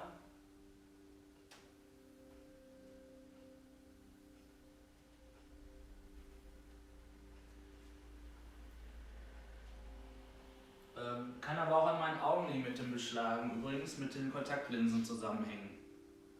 Ja, und dass es natürlich dicht ist, ne? Also, tja, habe ich so jetzt auch noch nicht gehört, aber ist jetzt noch kein Fazit. Alles okay noch. Die Brille hat immer noch einen guten Eindruck. Alles super. Okay, so, jetzt setze ich sie nochmal auf, weil die Controller wieder ummachen. Ich muss aber sagen, die Schlaufen hier selber gefallen mir besser als bei der Quest. Weil die nämlich nicht rund sind, sondern, ja, wie nennt man das? Wie so ein Schnürsenkel, so breit. Das finde ich besser. Kann man die leichter anziehen, meiner Meinung nach. Die sind nämlich dadurch, hängen die nicht so in sich zusammen, sondern man kann so da rein schlüpfen. So. Und dann geht's wieder rein. Ups. Auch das muss die Brille aushalten. Also, jetzt sehe ich scharf. Ich glaube aber, die ist noch nicht richtig eingestellt hier.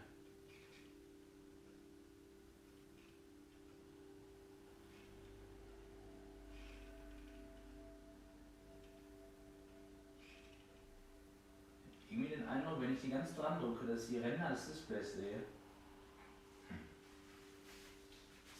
Aber nicht so. Also alles okay. So, jetzt habe ich sie hier wieder. Ja, so, um größere Entfernungen zu teleportieren. Alles klar. Und zeige ich dir, wie man Dinge auswählt. Ich zeige zuerst auf einen der Edelsteine. Seht ihr eigentlich jetzt so? Ich versuche es mal wie bei der Quest 2 zu machen. Ihr seht, ja, alles klar.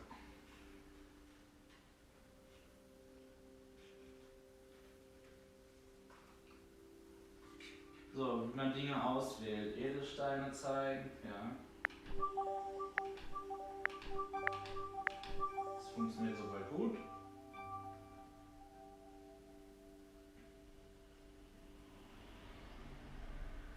Ja, also, ich habe glaube ich noch nicht den richtigen Punkt gefunden. Das liegt jetzt an mir, ja. Die muss ein bisschen tiefer bei mir sein.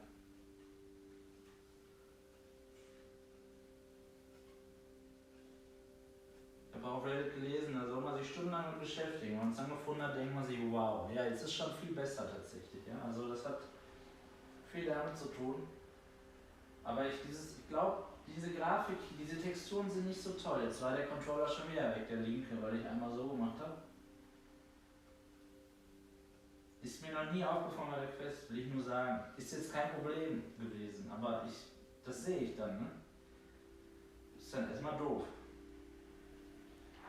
So, was zu anderen Edelsteinen? Irgendwie habe ich jetzt ja auch gar keine Lust auf diese Edelsteine.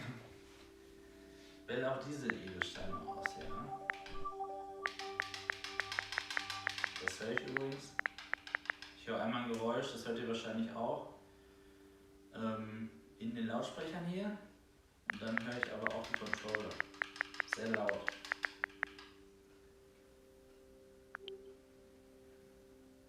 Windows-Taste. Gut, dass er mir das auch sagt, welche das ist. Ja. Vorbereitung läuft.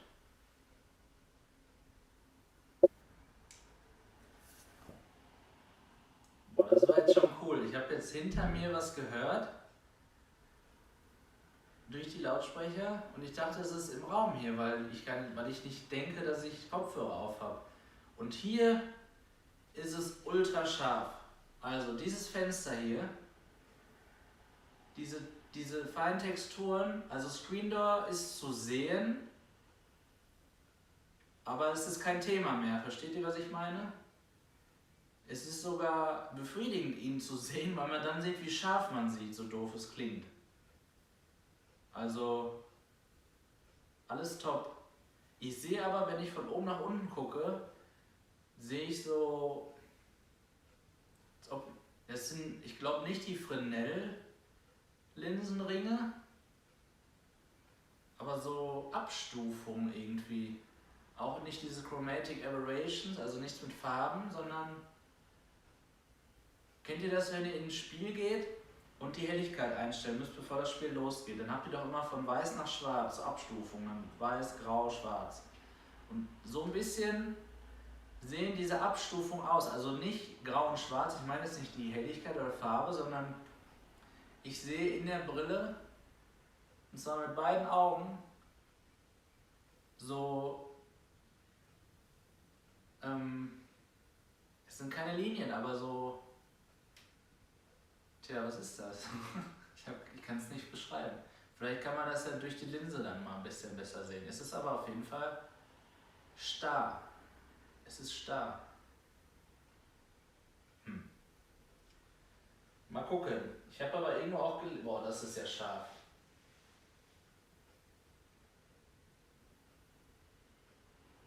Irre. Also, ne. Das Bild habe ich noch nicht bei der Quest 2 gesehen. Diese Schärfe. Ich gucke jetzt dahin und es ist so scharf. Ich sehe zwar ein bisschen Screen Door, aber das stört mich nicht. Das ist nicht dieser Screen Door, den wir von den alten Brillen kennen. Oder alten, also vom letzten Jahr. Es ist gut. Es ist top. Boah. Also das brauchte ich jetzt, weil ich war jetzt nicht enttäuscht bis jetzt, aber das brauchte ich jetzt einfach, ne? Diese Erkenntnis, dass es so scharf ist. Wow. So, jetzt gucke ich hier drauf, es ist super scharf und gucke jetzt, bewege jetzt nur meine Augen. Und also ich weiß nicht, welchen Ausschnitt ihr seht, aber ich versuche jetzt mal zu zeigen, was ich alles sehe. Ihr seht gleich, warum ich das mache. So ungefähr das sehe ich. Ich hoffe, ihr seht das überhaupt. Sonst war das alles unnötig jetzt. So, und das sage ich euch, weil ich euch sagen will, wenn ich bis hier gucken kann und jetzt geradeaus gucke, dann, also es wird unscharf Richtung nach außen. So ab, also auch schon hier. Ne, auch, boah, was ist das denn? Ich gucke jetzt ihn an hier. Wer ist das überhaupt? Ich gucke jetzt ihn an. Und der Baum ist unscharf. Deutlich. Ich bewege meinen Kopf nur leicht. Das ist ja wirklich wenig. Und jetzt ist der Baum richtig scharf und er ist richtig unscharf. So, und jetzt bitte nicht falsch verstehen, was ich euch jetzt erzähle. Denn es kommt darauf an, was wir kennen, was wir für Vorerfahrungen haben, was wir schon alles auf dem Kopf hatten. Ich empfinde das jetzt gerade nicht als störend. Wir müssen nämlich Folgendes beachten. Unser Kopf ist ja gewohnt, dass wir sowieso immer den Kopf bewegen müssen, um uns umzugucken, weil es immer nur in der Mitte scharf ist und außen unscharf. Jetzt haben wir in der Mitte aber so eine Schärfe, die ist unnormal. Unnormal im Vergleich zu den bisherigen Brillen. Es ist kein 4K, 8K Fernseher oder so, ja? Oder noch auf dem 15 Zoll 4K Bild, auf keinen Fall. Aber so scharf habe ich es noch nicht gesehen, auch nicht auf der Quest 2. Und dadurch, dass das jetzt so scharf ist, ist es im Vergleich so viel unschärfer weiter am Rand. Und das lässt uns sagen, der Sweet Spot ist Käse, so wie wir das nennen. Für mich ist der Sweet Spot aber, wie schnell kann ich das Headset aufsetzen? Wie stehe ich hier überhaupt gerade? Weiß ich gar nicht.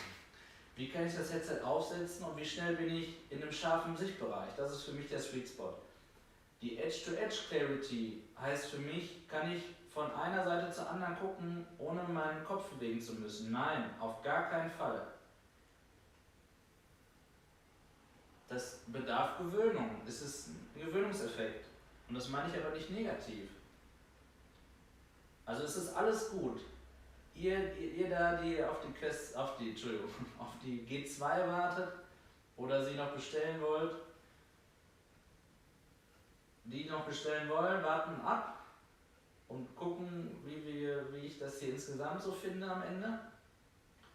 Die sie so schon bestellt haben, freut euch drauf. Es ist super, super scharf.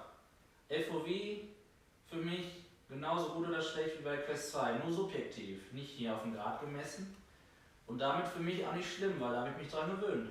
Wenn ich jetzt aber eine Pimax vorher auf hatte, dann ist das natürlich wie durch Chlorrein gucken, schon klar. Also da hat Voodoo natürlich auch recht, der da sein Video drüber gemacht hat. Und es ist natürlich auch subjektiv, IPD subjektiv, Kopfform, bei mir ist es jetzt sehr eng, vielleicht könnte ich noch ein bisschen weiter ran eigentlich. Naja, also alles okay. Es ist scharf in der Mitte, aber ich brauche nicht viel. Also ich sehe, den Bereich sehe ich jetzt scharf, super scharf. Aber alles darum herum ist unscharf. Das ist das, was so kenne ich VR. Das ist normal für mich. Aber der Effekt ist hier viel größer, weil vorher war es zwischen unscharf zu mega unscharf. Oder letztlich vielleicht sogar einfach alles gleich unscharf. Der ist ja schon wieder weggeglitscht. Und jetzt ist es von scharf zu unscharf. Also quasi an der Seite noch genauso wie vorher. Und in der Mitte viel besser. Also top. Ja, ich muss mich ans Kabel gewöhnen. Ich weiß gar nicht, wo ich hier stehe. Bin ich überhaupt noch hier? Für euch zu sehen. Also erstmal alles top. Ist auch bequem. Sie drückt ein bisschen hier im Gesicht, aber ich glaube, da gewöhnt man sich auch ein bisschen mehr dran und das V müsste sich da auch ein bisschen dran gewöhnen. Ja, was will ich denn jetzt hier eigentlich? Also, wie jeder, und das meine ich jetzt gar nicht böse hier, euch geht es mal hier ganz nah dran. Also, ganz nah dran ist übrigens eigentlich gar keine gute Idee, so wie ich jetzt. Das hat nämlich mit dem, wie nennt man das noch? Also, Biopsychologie.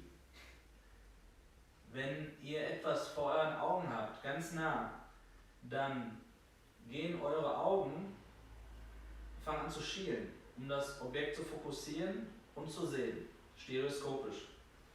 Das geht in VR nicht, weil die Linsen fangen sich ja nicht an zu bewegen, wenn meine Augen jetzt versuchen zu schielen.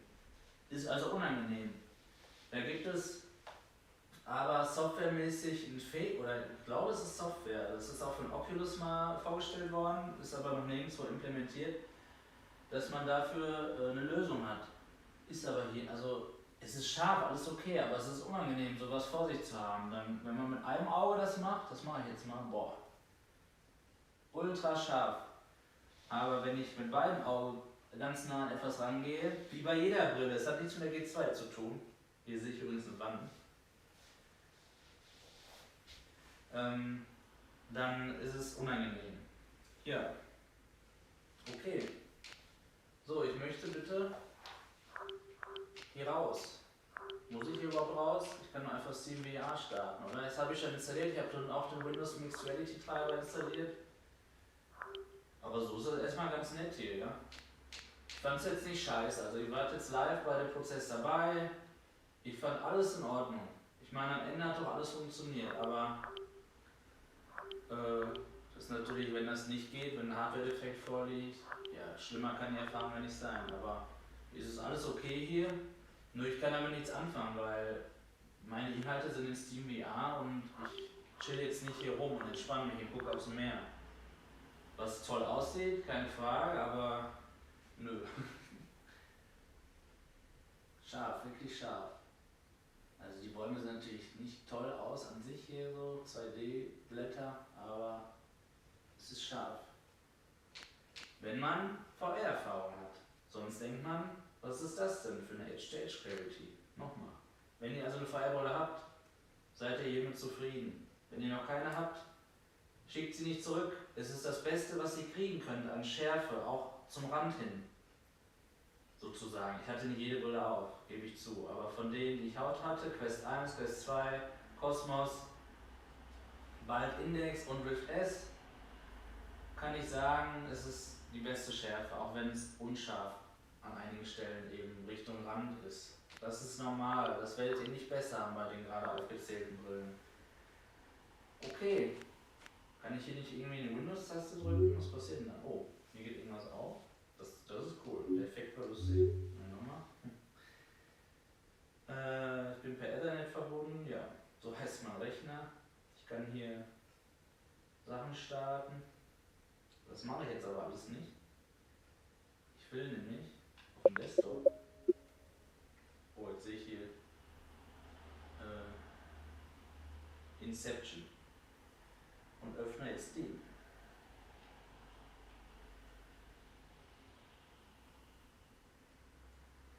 Kann ich das verschieben? Zum anderen Desktop?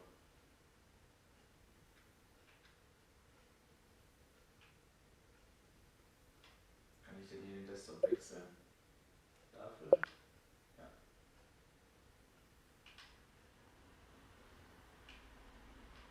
Ach, jetzt ist die Titelleiste dann. Nochmal. Achso, hier war's. Nein. Aber super scharf hier der Desktop. Top. Mega. Aber ich könnte mir trotzdem nicht vorstellen, vorher zu arbeiten, weil wenn ich einen Monitor vor mir habe, kann ich alles scharf sehen. Hier sehe ich nur die Mitte scharf. Also wie gesagt, normales VR-Problem. Wird natürlich jetzt nicht so ein Problem sein, wenn ich das weiter wegschiebe. Geht das? Ja. Ja, so ist es. Ja. So ist es ganz gut. Ja, ich gucke gleich mal in den Chat, was ihr so schreibt. Ich wollte das hier nochmal eben rüberschieben. So. Und jetzt setze ich mal ab, bevor ich Steam VR öffne. Und guck mal, was ihr so sagt. Oh, so rum stehe ich. Tut mir leid. Also, ich lese hier ab.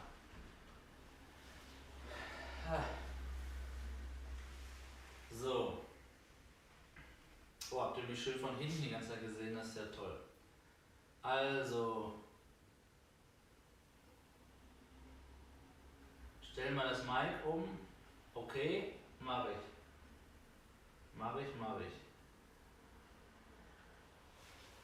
Das mache ich.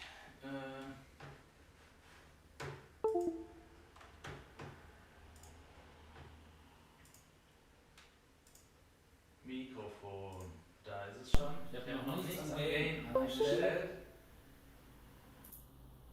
Jetzt hört ihr mich nur über die Brille. Die Brille liegt ganz hinter mir und der Ausschlag ist schon fast im gelben Bereich. Hier, ich zeige euch das einmal. Hier ist ja nichts geheim an dem OBS. Oh. Ja, guckt nur hier unten hin. Hier. Ich spreche jetzt auch nicht in die Richtung des Headsets und es ist schon fast im roten Bereich, im gelben Bereich.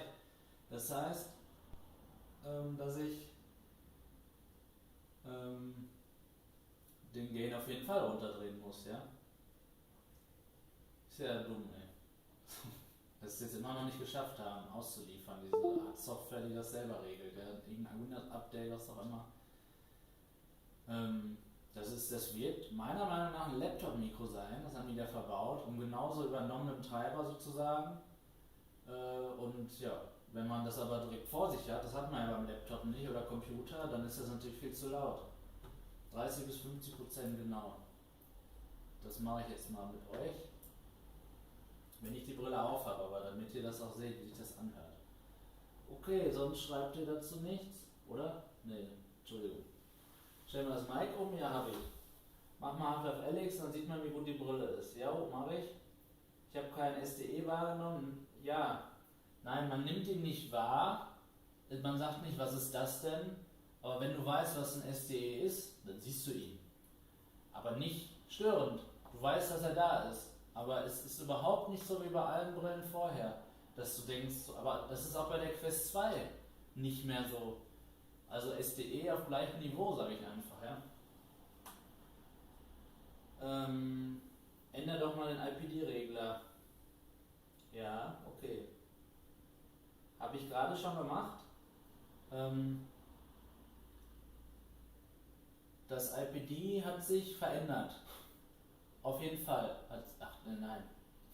Das FOV hat sich verändert, als ich den IPD-Regler verschoben habe. Es wurde kleiner, wenn ich es natürlich nach innen gemacht habe. So war es. Ich mache es gleich nochmal. Vielleicht erzähle ich gerade auch Mist. Sweet Spot, Super Sampling 100% besser sein. Okay, vielleicht ist es gleich in Steam VR, weil es da auf 150er, glaube ich, ist, standmäßig. Also 2160 mal 2160 mal 150% sind 3000 irgendwas. Und das sind dann die 900% in Steam VR. Also so ist es eingestellt und dann könnte es noch besser sein, ja. Genau, Daniel, nach außen unscharf. Mikro wechseln, jawohl. Muss leider gleich im Meeting. Viel Spaß. Ja, schön, dass du da warst. Gentleman. Danke. Kannst ja den Rest noch gucken, wird aufgezeichnet. Okay, dann gehe ich jetzt wieder in die Brille und öffne Steam VR. Und jetzt seht ihr übrigens, wie ich hier immer näher ans Mikro komme. Ich muss hier das nochmal umstellen, damit ich das sehe. Hallo, hallo. Boah, das ist ja... Oh Mann, ey. Okay.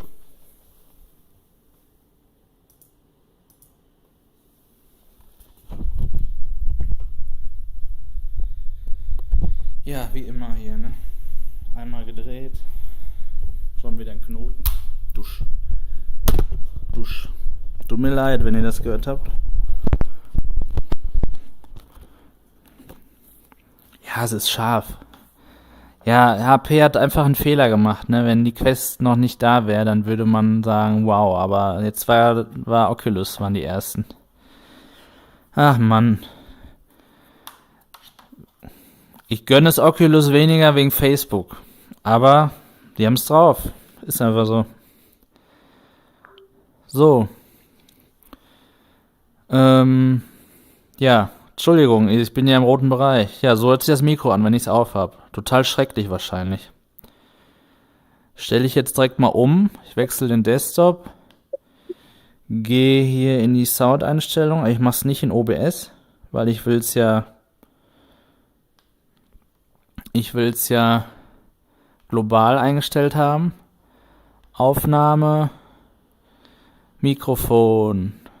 Wobei hier schlägt das gar nicht so sehr aus, ne? Komisch. Oh, was ist das denn für eine Tastatur? Aha.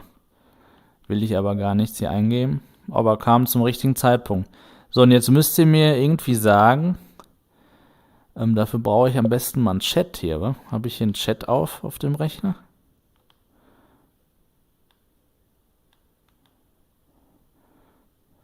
Wo ist denn der Chat? Ach, da ist er doch. Ja, erstmal so Window Management hier funktioniert eigentlich ganz gut. Ach, Qualität ist gut, sagst du, Silvio? Obwohl es ultra laut ist. Mic ist okay.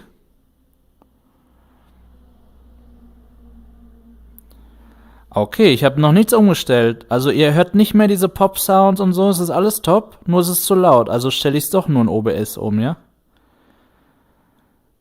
Ja, das wäre ja cool.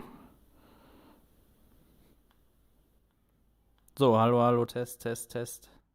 Test, Test. Ja, es ist aber trotzdem hier jetzt bei 40-50%.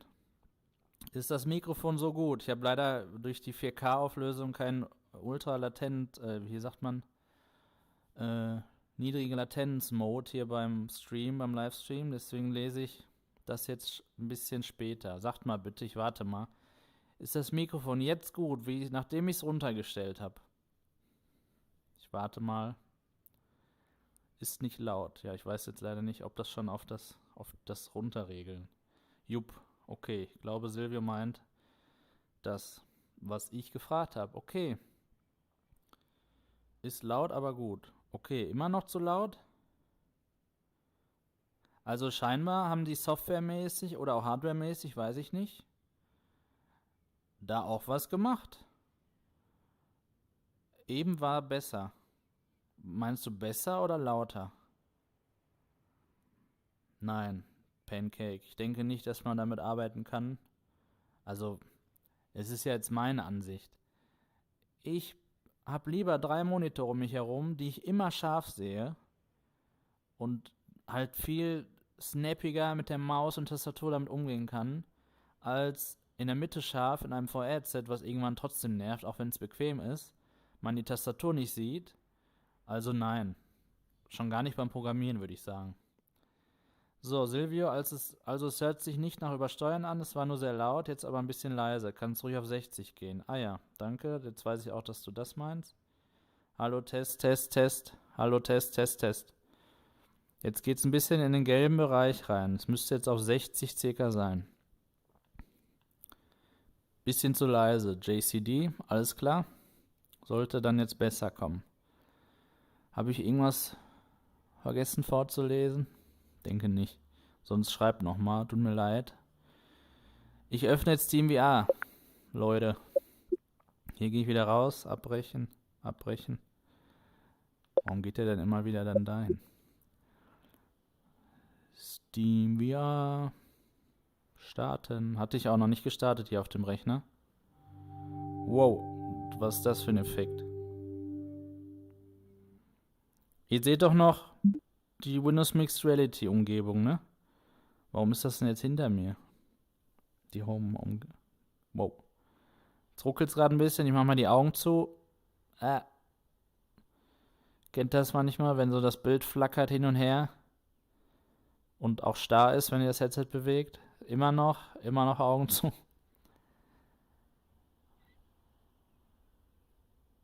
Naja, was ist das denn jetzt für ein Mist?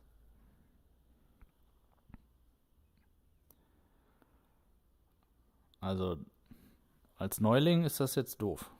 Also, da würde ich jetzt schon sagen, was ist das denn? Mein PC spinnt. Ich drücke die Windows-Taste. Irgendwas stimmt hier nicht.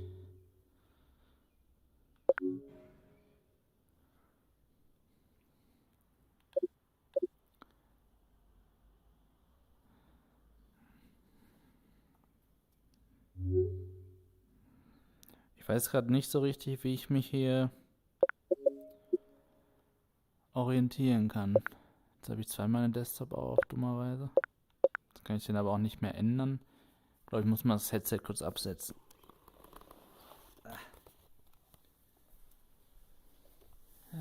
Ach, ihr habt gar nichts gesehen, ne? Tut mir leid. Okay, 60% OBS und 100% Windows ist also top.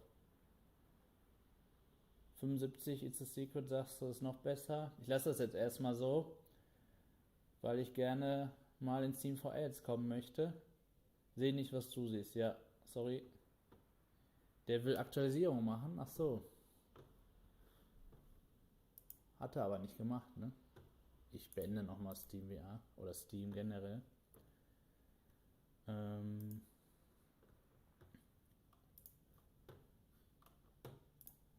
Und zwar müsste ich doch jetzt hier Fensteraufnahme, Mixed Reality. Okay.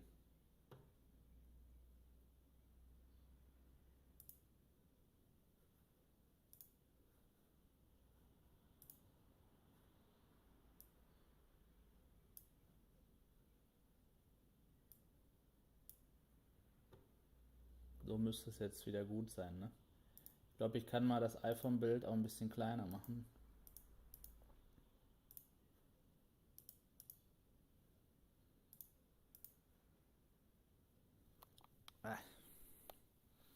Ich leg das mal kurz dahin.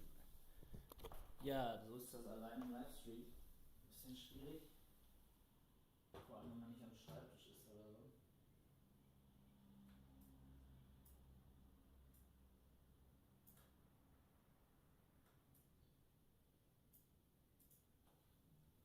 So. So müsste es jetzt besser sein. Und jetzt seht ihr das Mixed. Hört ihr mich überhaupt noch leise, ne? Weil das Headset jetzt leise ist, so weit hinten. Revive Update. Ach so, Da war das HTC-Logo. Was, das HTC-Logo? Würde aber nichts mit Revive zu tun haben, wenn das HTC-Logo ist. Sei denn, Revive verwendet selber das HTC-Logo, weil das Programm ist ja nicht von HTC. Okay, jetzt müsst ihr wieder reingehen können. Ihr seht jetzt den VR-Mirroring, also nicht den Desktop.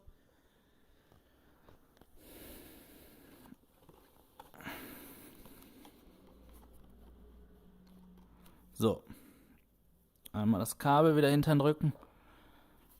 Seht ihr mich? Jetzt kann ich das gar nicht so richtig sehen. Leider.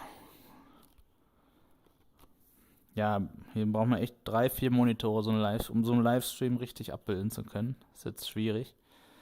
So, ich schließe jetzt mal hier die Desktops. Und jetzt mache ich nochmal Windows-Taste. Desktop. Mach das mal hier kleiner. Was will ich denn damit hier? Hallo? Was ist das denn hier? Lasso oder was?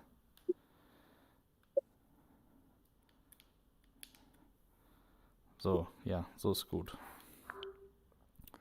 So, und jetzt öffne ich wieder Steam. Kann ich jetzt nicht nochmal einen Desktop aufmachen? Und dann nehme ich jetzt den zweiten Bildschirm. Kann ich das jetzt daneben machen? Ich habe, glaube ich, einen kleinen Raum hier ausgesucht, oder? Aber ich will es ja auch nicht groß haben. Mann! Was ist das denn für ein Symbol? Nee, das will ich nicht. Aber es ist kleiner geworden. Ja, so ist es so top.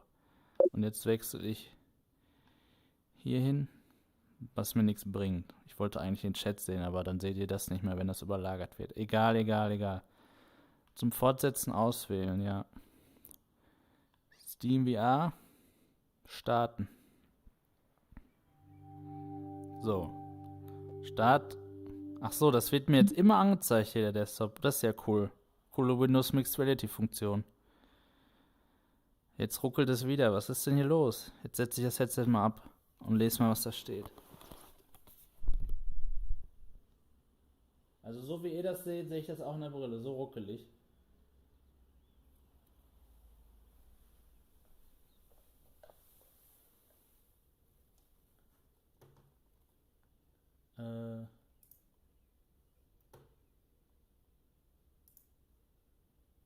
Also selbst meine Maus am Rechner ruckelt jetzt total. Irgendwas stimmt hier nicht. Ich gehe jetzt mal mit der Maus hier rein. Also erstmal 100%. Stelle ich hier ein.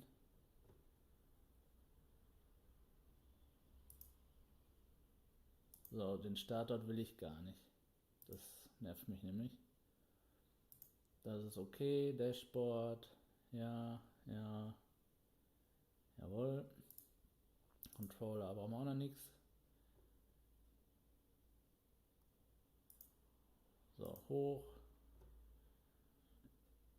VR soll er nicht pausieren. Audio, alles VR-Headset. Audiospiegelung aus. So, das erstmal nicht, das erstmal nicht und das auch erstmal nicht. Vielleicht ist das auch das Problem. Controller sollen erstmal nicht ausgehen. Ja, okay. Nein.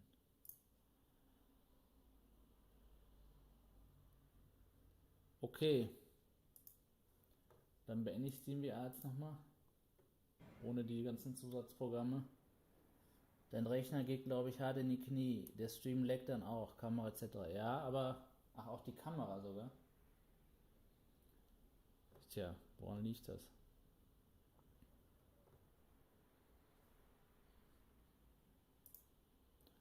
Probier's nochmal. Starten.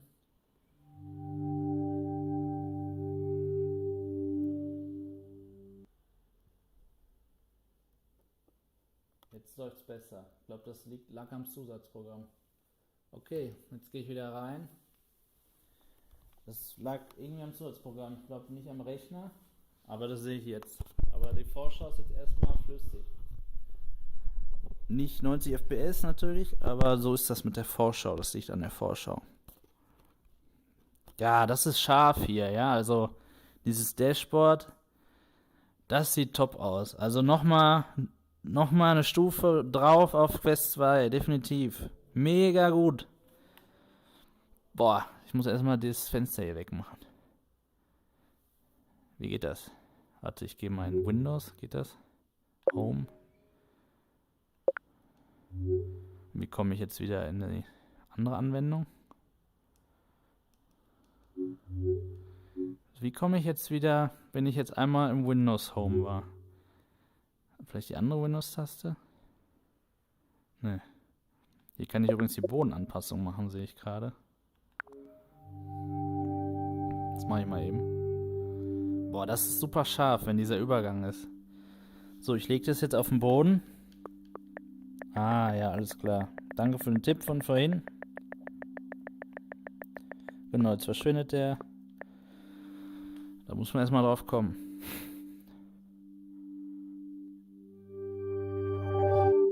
Ja, jetzt ist das auch hier besser. Gut. Schließen. Ja, ihr seht, das sind die normalen Startschwierigkeiten von VR, ne? Man kommt erstmal nicht so richtig klar. Auch mit Erfahrung. Ich habe das Gefühl, die Brille wird immer schärfer. Das liegt wohl auch an der Gewöhnung. Oh, hier kann ich diese Taschenlampenmodus. Boah, das ist ja Mist. Was ist das denn? Also ich wusste ja, was das ist, ne? Also erstmal ist das so schlecht aufgelöst, was erstmal egal ist. Man soll ja dadurch nichts machen, aber dass man da so leuchten muss, sieht erstmal nach einem lustigen Gimmick aus. So, haha, das ist ja cool. Aber ich hätte gerne einen Pass-Through-Mode wie bei der Oculus Quest. Seht ihr das eigentlich auch? Seht ihr auch mein Wohnzimmer? Jo, ihr seht es auch.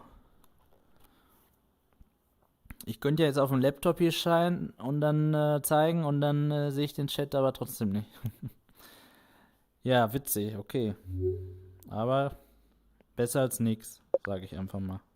Was ist das hier? Video? Will ich jetzt nicht machen. Ich will jetzt wieder in Steam VR. Vielleicht doppelt klicken? Ne. Hat jemand eine Ahnung davon, wie ich wieder in Steam VR komme, wenn ich jetzt hier bin?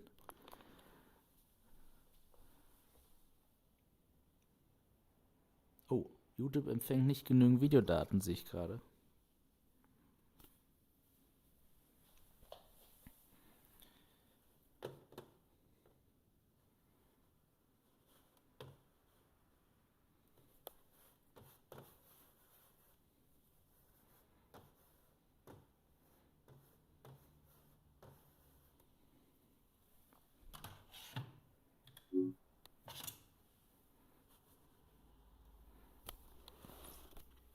Ich kann meine Maus nicht benutzen, wenn ich die Brille auf habe.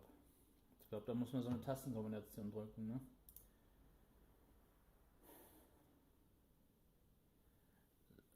Das Quest 2 Bild durch Pass-Through sieht auch nicht viel besser aus. Doch ich finde schon, dass das besser aussieht. Es sieht beides schlecht aus, aber Quest 2 finde ich sieht besser aus. It's a secret, sagt das. Sagt mal, ich habe hier die Meldung, Stream-Status schlecht. Kommt noch alles an?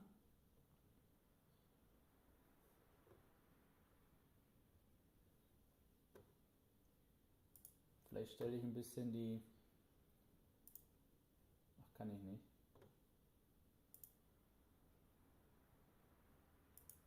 Die Bitrate ein bisschen niedriger machen.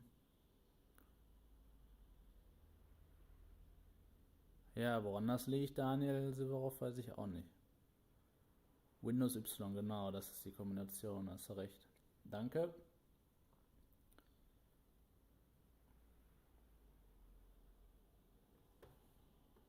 SteamVR wird beendet, wenn man in Windows wieder geht. Sehe ich jetzt. Okay, also ist das nicht nur so ein Overlay, sondern er beendet alles und öffnet dann das Portal. Alles klar. Gut zu wissen. Bisher ja.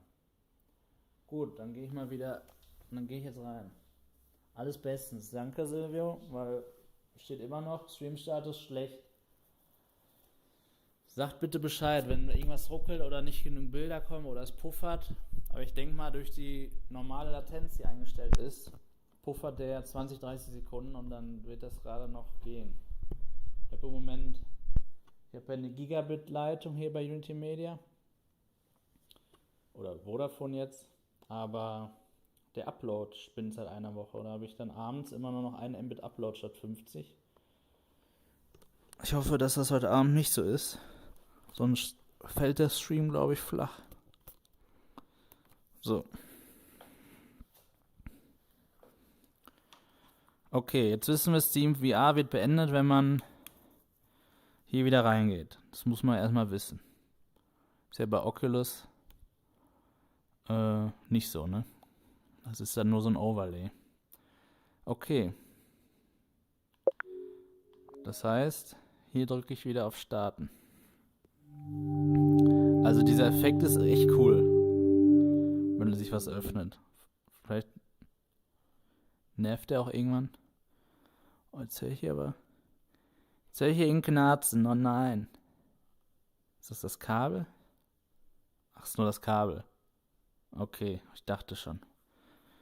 So, seht ihr das Dashboard?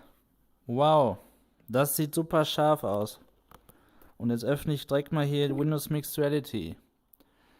Controller-Vibration, nein, die wollen wir haben. Ach du Scheiße. Wenn man hier über die Symbole geht, dann vibriert der Controller. Und ich spüre fast nichts, aber ich höre alles. Oh. Leute.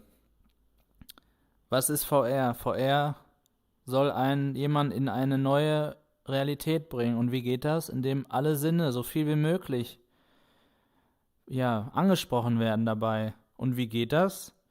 Ja, Haptik, Controller, visuell, Headset und olfaktorisch, beziehungsweise das Gehör. Und Haptik ist ja mal hier aber sowas von schlecht. Nee, also das kommt nicht gegen Nokia 3310 an, auf gar keinen Fall. Das hatte die stärkste Vibration aller Handys.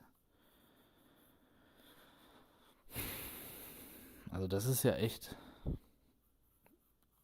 Mal gucken, ob es beim Spielen stört. So, Steam VR Dashboard, rechte Menüschaltfläche verwenden, ja. Denk mal, damit meinen die diese gewölbte. Ja, genau. Hier die rechte. Inaktiver Bereich des Ministicks. Was meinen die damit? Ach so, Toleranz bei der Bewegung hier. Wir sehen übrigens, der G2-Controller wird hier gänzlich erkannt, ne? Also alles gut. Grafik. Okay, Reprojection ist erstmal deaktiviert. Aha. Also einmal SteamVR pro App-Einstellungen. Das sind ja richtig coole Einstellungen, die man hier machen kann. Dann Auto, er macht alles selber und Bewegungsvektor ist wahrscheinlich WMR Reprojection. Mal gucken. Zulassen, dass der Spielbereich vom Monitor wegzeigt. Verstehe ich nicht, was das heißt. Heißt das, dass man nicht so, also wenn man was öffnet, dass das dann nicht so ist, dass man so vor dem Monitor steht oder was? Aktivieren von Handhalterung für Controller. Weiß ich auch nicht, was das mal heißen soll. Statusanzeige. Oh, jetzt sehe ich da so ein... Auch mal wieder die Frage, ich weiß nicht, ob ihr das ausseht. Jetzt sehe ich so einen roten Punkt. Und in den WMR FAQs kann man sehen, roter Punkt rechts heißt irgendwas. Wahrscheinlich Reprojection aus gerade. Ich mache jetzt erstmal aus. Dynamische Auflösung. Ach, da kann man auch eine Anzeige machen, dass wenn die einschreitet. Richtig cool sowas, finde ich, um rauszufinden, wie gut es läuft. Hier kann man das noch einstellen, wo das stehen soll. Top. Ja, das finde ich richtig cool. Das ist ja auch neu jetzt mit der G2 gekommen. Aber wenn ich doch hier auf den Desktop gehe, könnte ich doch... Warum habe ich hier 5 Stück? 3 bis 5 gibt's gar nicht. Guck ich mal, was schreibt ihr so? Passt alles. Moinsen, Luca Mara, hallo. Luca ist hier der andere Mitbegründer des Channels. Er kommt nachher. Gut, so. Ja, Luca, kommst du direkt zum richtigen Zeitpunkt? Sage ich jetzt mal, weil ich öffne jetzt Half-Life Alyx. Habe ich auch auf diesem Rechner, beziehungsweise auf dieser Installation, Windows-Installation noch nicht geöffnet. Warum sagt er denn, dass ich falsch rum bin? Wie kann ich denn neu zentrieren? Falsche Taste. Kann man das hier machen? Boah, der Bass ist top.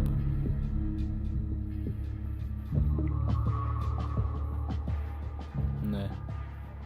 Kann ich hier nicht? Egal.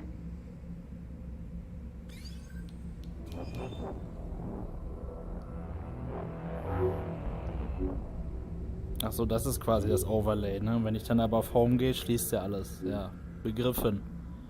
Oder wenn ich hier lange gedrückt halte, auch nicht. Egal, dann muss ich mich drehen. Oh, ich stehe ja sogar da drin. Unzureichender Grafikkartenspeicher, ja. 11 GB. Ist wohl wenig. Ja, standardmäßig auf hoch stellt er das. Ich lasse das alles. Ich lasse das so, wie es sein soll. Und meine Spielstände sind da. Ich habe es natürlich schon durchgespielt. Und hier habe ich so einen Spielstand. Habe ich schon in einem anderen Video gehabt. Da kann man alles eigentlich cool testen. Mega scharf. FOV, sage ich nochmal, ist genauso wie bei Quest 2. Denke ich jetzt gerade. Ja? Ich kann mich nicht fortbewegen. Ja, alles klar. Mann! Warum nicht? Kann es echt wahr sein, dass ich in Half-Life Alyx bin und das nicht optimiert ist dafür? Irre.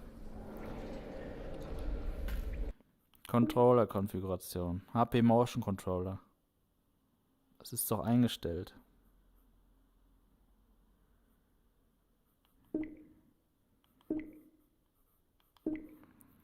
Benutzer definiert. Andere Zuordnung auswählen. Gucken, was die Community so gemacht hat.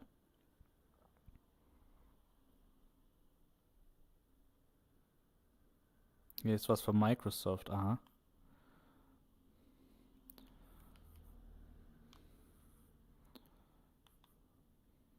Okay. Ist das auch noch drin? Ja. Gut. Ey, hat er das jetzt nicht gespeichert?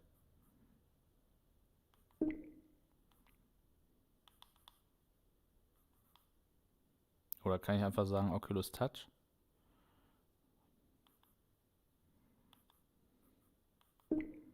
Der speichert das aber nicht. Warum nicht? Speichern. Speichern. Ja. Zurück. Zurück.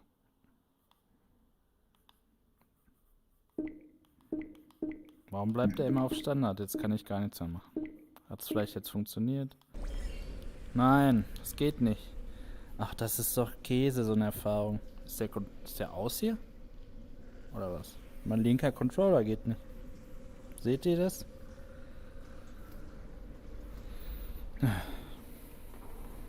Der ist doch nicht aus, der ist doch an.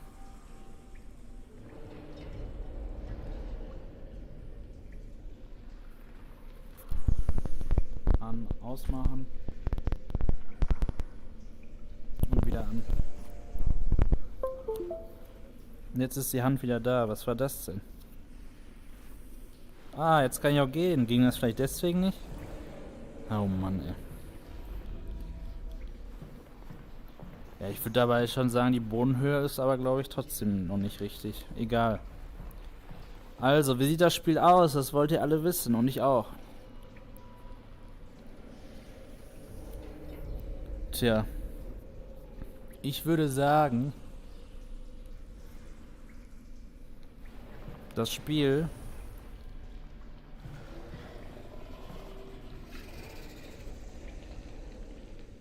sah noch nie so gut aus. Also da musst du jetzt erstmal so ein bisschen gucken hier. Also das habe ich noch nie gesehen. Diese einzelnen Zähne, die haben ja nicht nur diese großen Zähne, sondern auch da überall, was weiß ich. Das habe ich habe das hier 16 Mal durchgespielt für den Performance-Test. Diese Passage. Das habe ich noch nie wahrgenommen. Warum nicht? Weil an sich ist es gar nicht so viel schärfer, wenn ich jetzt auf eine Wand gucke, die übrigens, ich stelle mal auf Ultra. Das wird aber keinen Unterschied machen, weil auf Hoch sind die Texturen auch auf Ultra.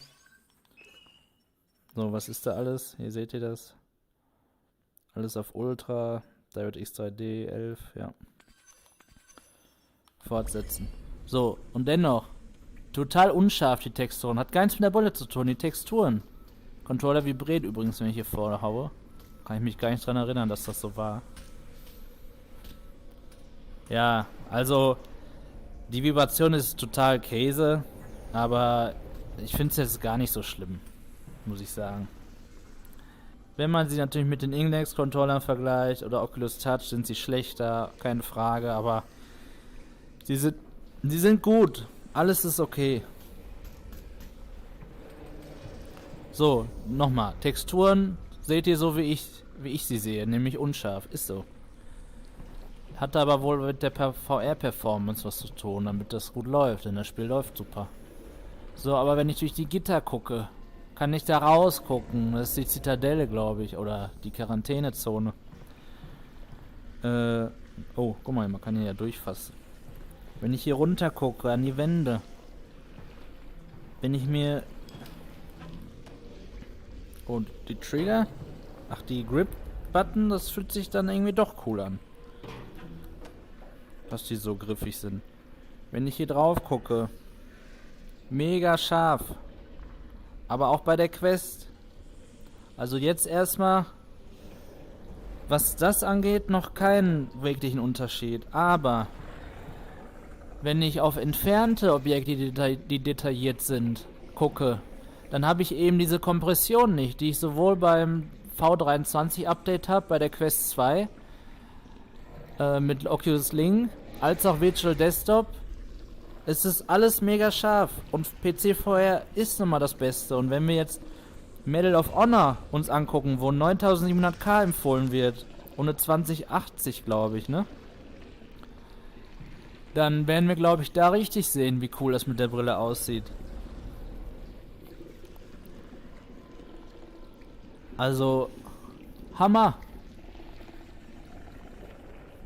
Mega. So, jetzt gucken wir uns mal eine Explosion an hier. Oh, und die 90 Hertz. Die hat man jetzt schön gesehen. Toll. Wirklich top. Also man hat das Gefühl, man kann da ranpacken. Also das ist... PC-VR-Headsets sind eine Stufe über Streaming. Klar, ich habe das Kabel hier. Das vergesse ich aber irgendwann. Und die Qualität ist so viel besser, weil es nicht komprimiert ist. Aber ich bin der Meinung, dass man für 350 € bei einer Quest 2 gar nicht sagen kann, dass es besser sein muss. Das ist unglaublich. Ja, wir zahlen mit den Daten. Das bewerte ich jetzt aber erstmal nicht. Ich bewerte jetzt die Technik. Und ich bekomme für 350 € Hammertechnik. Wirklich Hammertechnik. Und da das kommt dem schon wirklich sehr nahe. Ich kann aber nicht sagen, dass die Farben hier so besonders anders sind, tatsächlich. Also, das ist subjektiv, aber die Farben sind eigentlich genauso wie bei der Quest. Zumindest jetzt an dem Abschnitt, ist ja nicht sehr farbreich hier, ja. Aber das fühlt sich toll an mit den Controllern. Das hätte ich nicht gedacht vom ersten Auspacken. Und die 90 Hertz, die sind... Muss ich natürlich so reinlaufen. Und jetzt gucken wir uns mal hier die Farben an. Ja klar, die Farben sind gut. Aber die Texturen... Also nicht mal Half-Life Alyx ist für diese Brille gemacht. Das ist ja alles verpixelt, seht ihr das? Die Texturen. Und das funktioniert hier alles super. Boah, Wahnsinn. Also, wer die beste wer die beste PC-VR-Brille haben will, preis-leistungsmäßig, das ist die Brille der Wahl. Definitiv. Und ich muss es ja sogar bewerten für 534 Euro. Nicht für 700 Euro, 534 Euro. Hammer. Gucke ich mir mal so einen Schuh an hier. Ja. Top. Alles top. Oh, ich stehe ein bisschen in der Wand. Oder? So, und jetzt machen wir mal... Kollege, komm doch. Hallo. Ich spiele übrigens, glaube ich, auf leicht gerade, weil ich wollte natürlich nicht sterben während des Benchmarks. Der Sound, super. Allein für den Sound würde ich diese Brille holen. So, und der kommt jetzt hier rein. Ja, ja.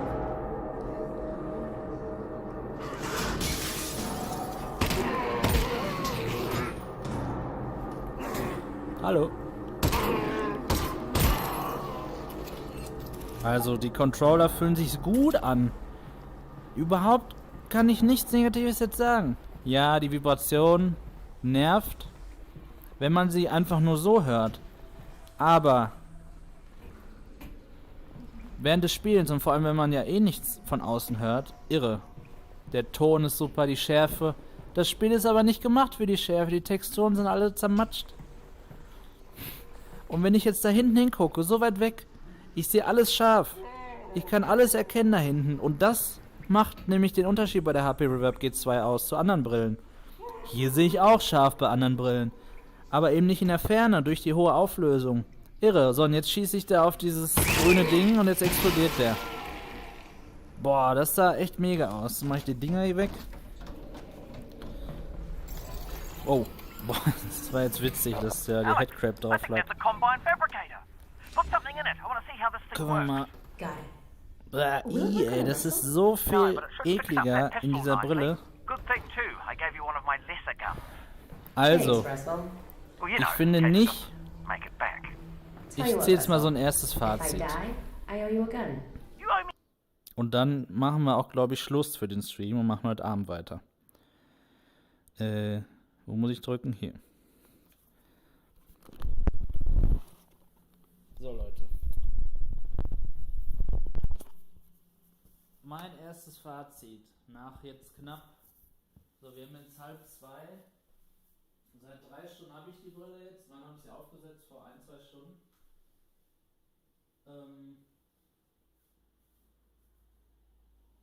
Ich mache jetzt mal hier die Kamera groß. Und dann rede ich mit euch.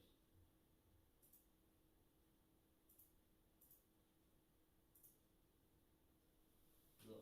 Wie sehe ich überhaupt aus mit dem Stream? Habe ich Stream? Ich weiß es nicht. Ja. Dieses Headset ist top. Also wirklich super. Wir haben ein Problem. Wir wurden so gehypt durch MRTV, was verständlich ist, weil die Brille zu dem Zeitpunkt, wo sie erschien oder vorgestellt wurde, war es mit Abstand die beste Brille von der Auflösung. Nur dann ist im September die Q2 vorgestellt worden und im Oktober erschienen und wir haben sie alle sofort bekommen, weil wir auf die G2 warten, haben wir uns sie gekauft und haben sogar gesagt, wir schicken sie wieder zurück. Ich weiß noch nicht, ob ich die Quest 2 zurückschicke. Also, ich werde definitiv diese Brille behalten. Definitiv. Das ist die beste Brille, die ich je aufhatte. Die Quest 2 weiß ich aber nicht, ob ich die zurückschicke, weil sie immerhin Standalone hat. Ich kann sie irgendwann mitnehmen, was man ehrlicherweise aber eigentlich nie macht. Und sie hat Wireless Streaming. Also ich kann ohne dieses Kabel, zum Beispiel TowerTech, ja, spiele ich mit Luca ganz oft oder hier The Varlox im Chat Silvio. Da kann ich richtig mich reinhängen, ja, auf den Boden werfen und so weiter. Das kann ich mit dem Kabel nicht, ganz ehrlich. Aber mit der Brille kann ich später die Lighthouse-Station und den Index-Controller noch verwenden. Also ich glaube, das wird dann der Overkill. So, und zusammenfassend kann ich sagen, wenn ihr PC-VR spielen wollt, HP Reverb G2, ich weiß nicht so recht, 700 Euro sind ja fast 170 Euro mehr, als ich jetzt bezahlt habe. Aber in dem Segment gibt es nichts anderes. Die Rift S gibt es nicht mehr. Quest 2 ist kein PC-VR-Headset, aber man kann sie dafür verwenden. Wer aber hauptsächlich PC-VR spielen möchte, hat nur diese Wahl, weil die Index ist nochmal viel teurer.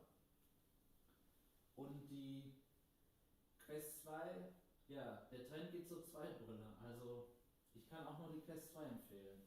Ich muss sagen, die Headsets sind sich in einigen Bereichen sehr ähnlich, unterscheiden sich aber beim Sound ganz deutlich, Quest 2 Müll. Beim Komfort auch deutlich, 350 Euro sage ich immer. Ich brauchte aber das Elite Strap, mir hat der Gurt überhaupt nicht gefallen, weil er mir hier am Ohr, nämlich hier oben mit dem Stoff, da hat er mich geschnitten. Also 400 Euro. Und die Auflösung ist in der Ferne, auch mit Kompression, ja, wenn wir, oder nein.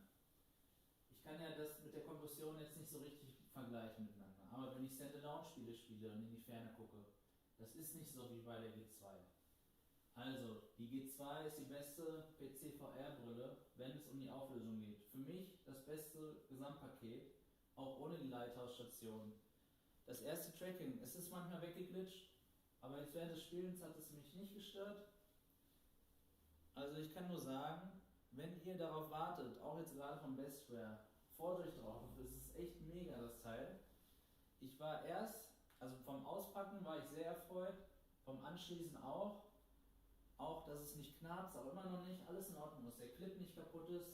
Also das, was wir in dem ersten Video auf diesem Kanal besprochen haben, Luca und ich, hat wirklich gestimmt, die haben diese Sachen gefixt und deswegen kam die Lieferung nicht nach Europa. Und ja, dann war ich erst so, setze ich sie auf, klar, sie ist beschlagen am Anfang, ist jetzt nicht mehr passiert und die Brille war, wie soll ich sagen, ja, das war jetzt nicht dieser Hype, den ich seit April eben habe, ne? Das sieht dann nochmal mega toll aus. Das lag aber an der WMR, wie heißt das da, wie nennen die das, Cliffhouse. Ja, und dann habe ich Steam gestartet, wo die Auflösung scheinbar nochmal höher ist. Und da, das Dashboard, Half-Life Alyx in die Ferne, man hat immer noch diese Unschärfe am Abend, wie bei jeder Brille hat man die, vor allem bei der Quest 2.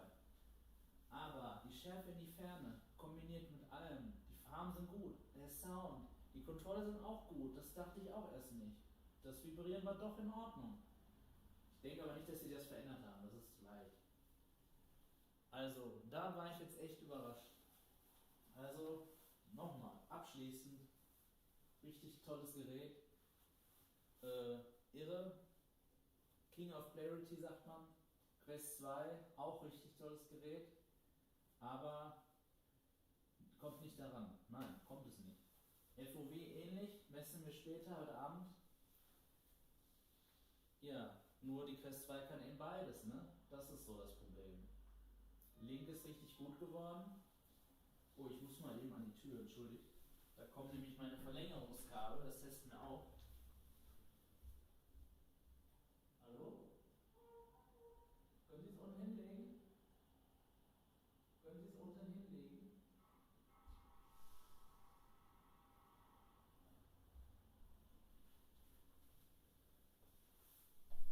So. Hört ihr mich eigentlich?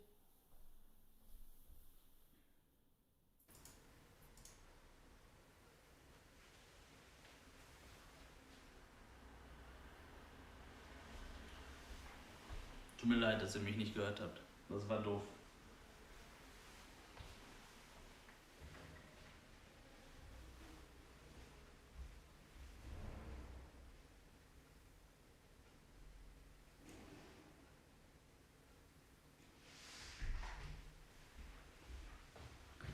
So, entschuldigt. So, ich habe gerade gesagt, ich muss kurz zur Tür. Da sind meine Verlängerungskabel gekommen für die G2. Ich möchte die nämlich um 15 Meter mit Glasfaserkabel verlängern. Tut mir leid, ihr habt mich die ganze Zeit nicht gehört. Oder leise gehört. Nochmal. G2 super, mega gut. Meine Empfehlung, bestes PC-VR-Headset von der Auflösung. Quest 2, bestes Allround-Paket. Also, Quest 2 kann ich jedem empfehlen. Und diese Brille kann ich jedem mit einem guten PC empfehlen. Wer keinen guten PC hat, der braucht hier gar nicht drüber reden. Also, ich glaube schon, dass die 2080 Ti das Minimum ist. So doof es klingt. Denn nicht jedes Spiel ist so gut wie Half-Life Alyx optimiert. Ja, danke fürs Zusehen. Schön, dass so viele dabei waren. Wir streamen heute Abend um 17 Uhr nochmal. Da gehen wir auf eure Fragen ein, nochmal genauer. Und alles, was uns bis dahin eingefallen ist. Ja, bis zum nächsten Mal. Danke.